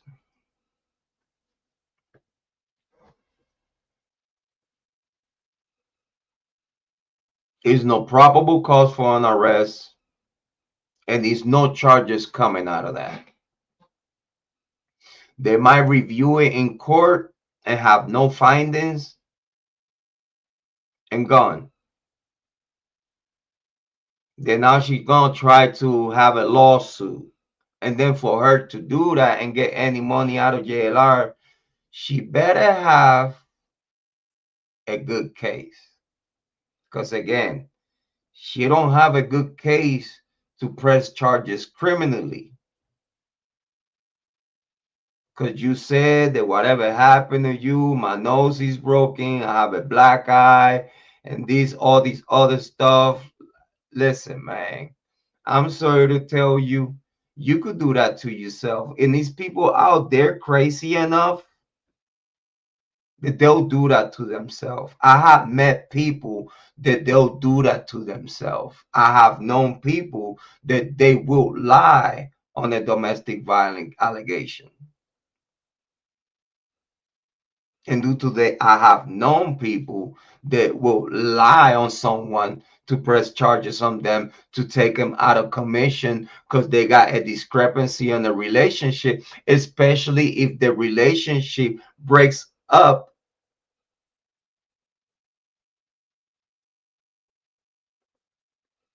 And if in a breakup is not a medical is not amicable, that is not a dissolution of relationship and is pleasant or fair or pleasant.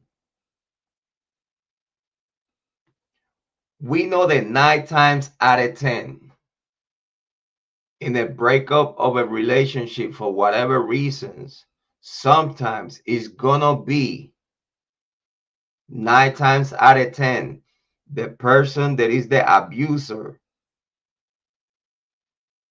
If it's a female, and if the female is the abuser, for her to not look at such in YouTube true crime and be like, oh, now he gonna expose me. Oh, guess what? I'll be cooking something for you since way back then with T-Rev and other true crime content creators that behind your back, JLR, I've been telling them what you allegedly been doing to me for a long time. In case this day come, I already have your reputation in my hands.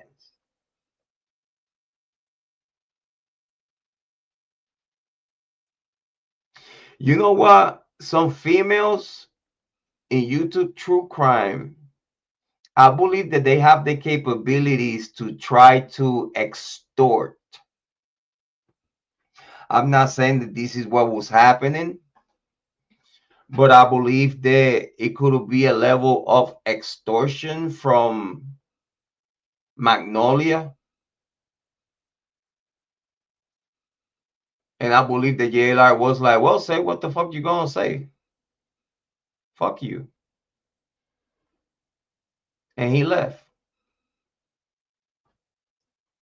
And she went crazy.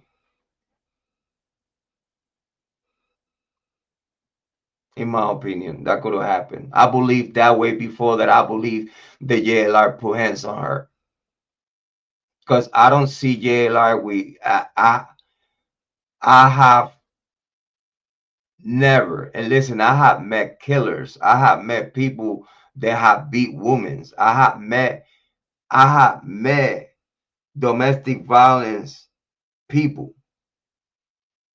I see their demeanor. I see how they play. I don't see it on JLR. I do not see JLR as a domestic violence perpetrator. I don't. I know there's a lot of females out there in the YouTube true crime community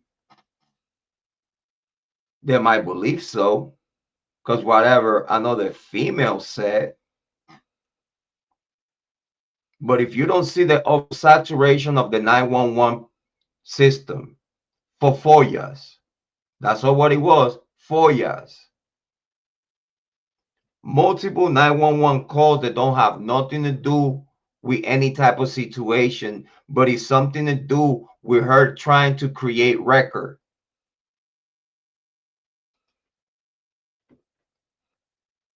JLR seems soft. Listen, y'all could call JLR whatever y'all could wanna call him. Listen, I didn't agree with JLR on the Idaho 4. I believe that he's fishy and he's slimy. I believe that his opinion is painful. In my opinion, it's just my opinion. I believe that he'll say, well, whoever paid for, like and at the end of the day,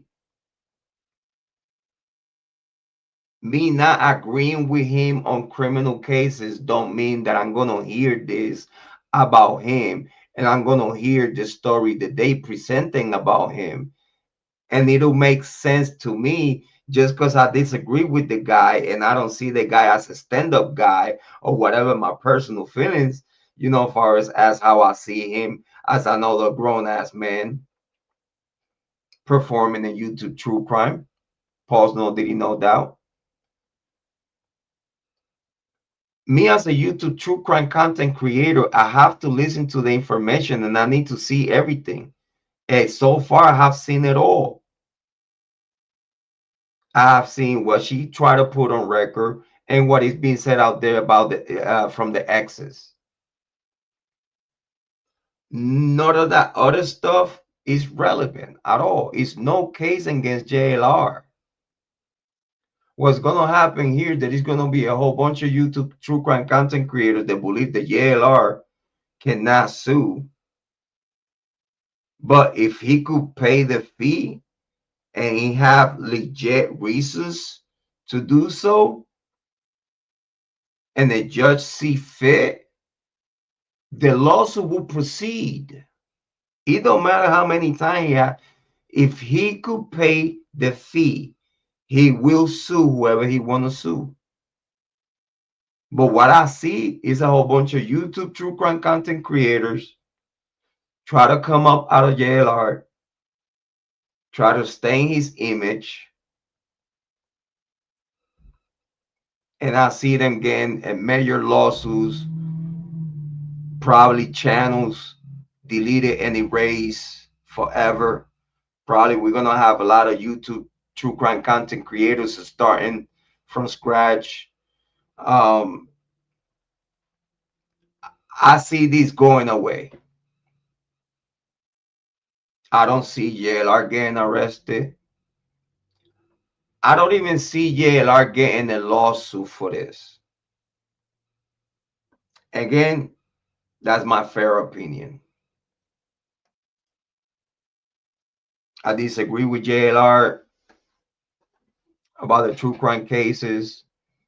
I heard about his past and everything that is out there in the internet against the guy.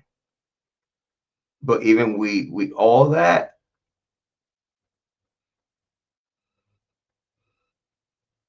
I cannot say this man did it. Not with black eyes, not with pictures, not with that.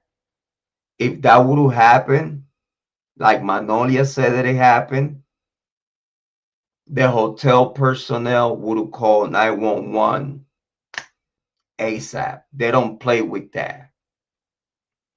Because lawsuits, and they liable if they don't report it. If Magnolia would be like, oh, he beat me up, I asked for help and no one called 911 because I didn't have no phone call to call, and the hotel could get a major lawsuit. So they have to be aware of that. As soon as they heard from her what happened the night before, they had to call 911 and report it. And that's what I heard. Do you think if this would really happen, the hotel wouldn't call right away just to save their ass? That tells me that nothing happened that night. That tells me that they probably argued, they broke up, and then she just put her plan in place. That's just my opinion. But everything that she's putting out there, everybody else vying for her and cheerleading for her and just talking bad about this man and this and this and that. Listen, this is how people trying to change go back to fucking drugs and go back to fuckery. Especially if he really trying to change and become a better man and do his true crime stories and travel and live his dream and not have to scam people no more.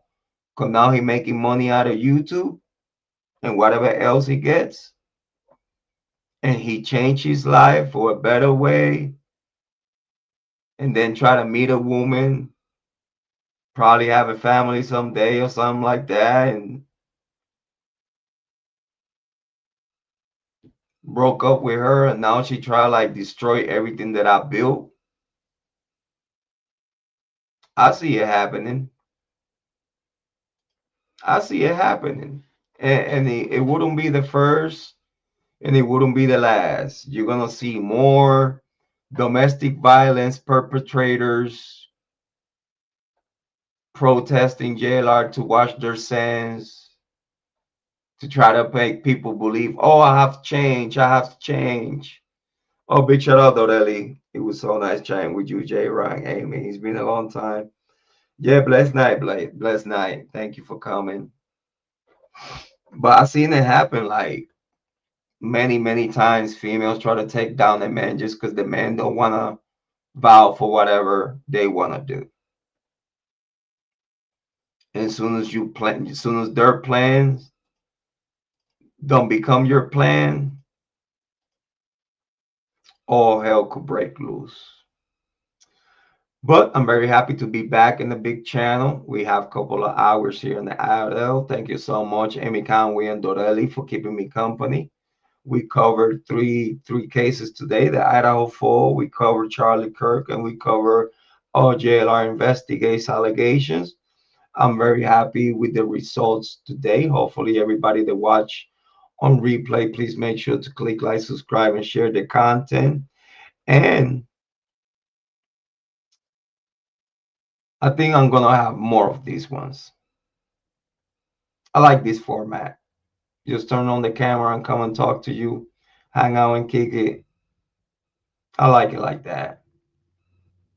As always, your favorite brother, your mother's favorite son, the black sheep, the team to the tango, the yin to the Django. I am him. Listen, believe in yourself because I believe in you. If I did it, you could do it too. I ain't nothing special. I believe that you're going to take the best decisions in your life for yourself and for everyone around you. Love yourself and take care of yourself so you'll be able to love and take care of others.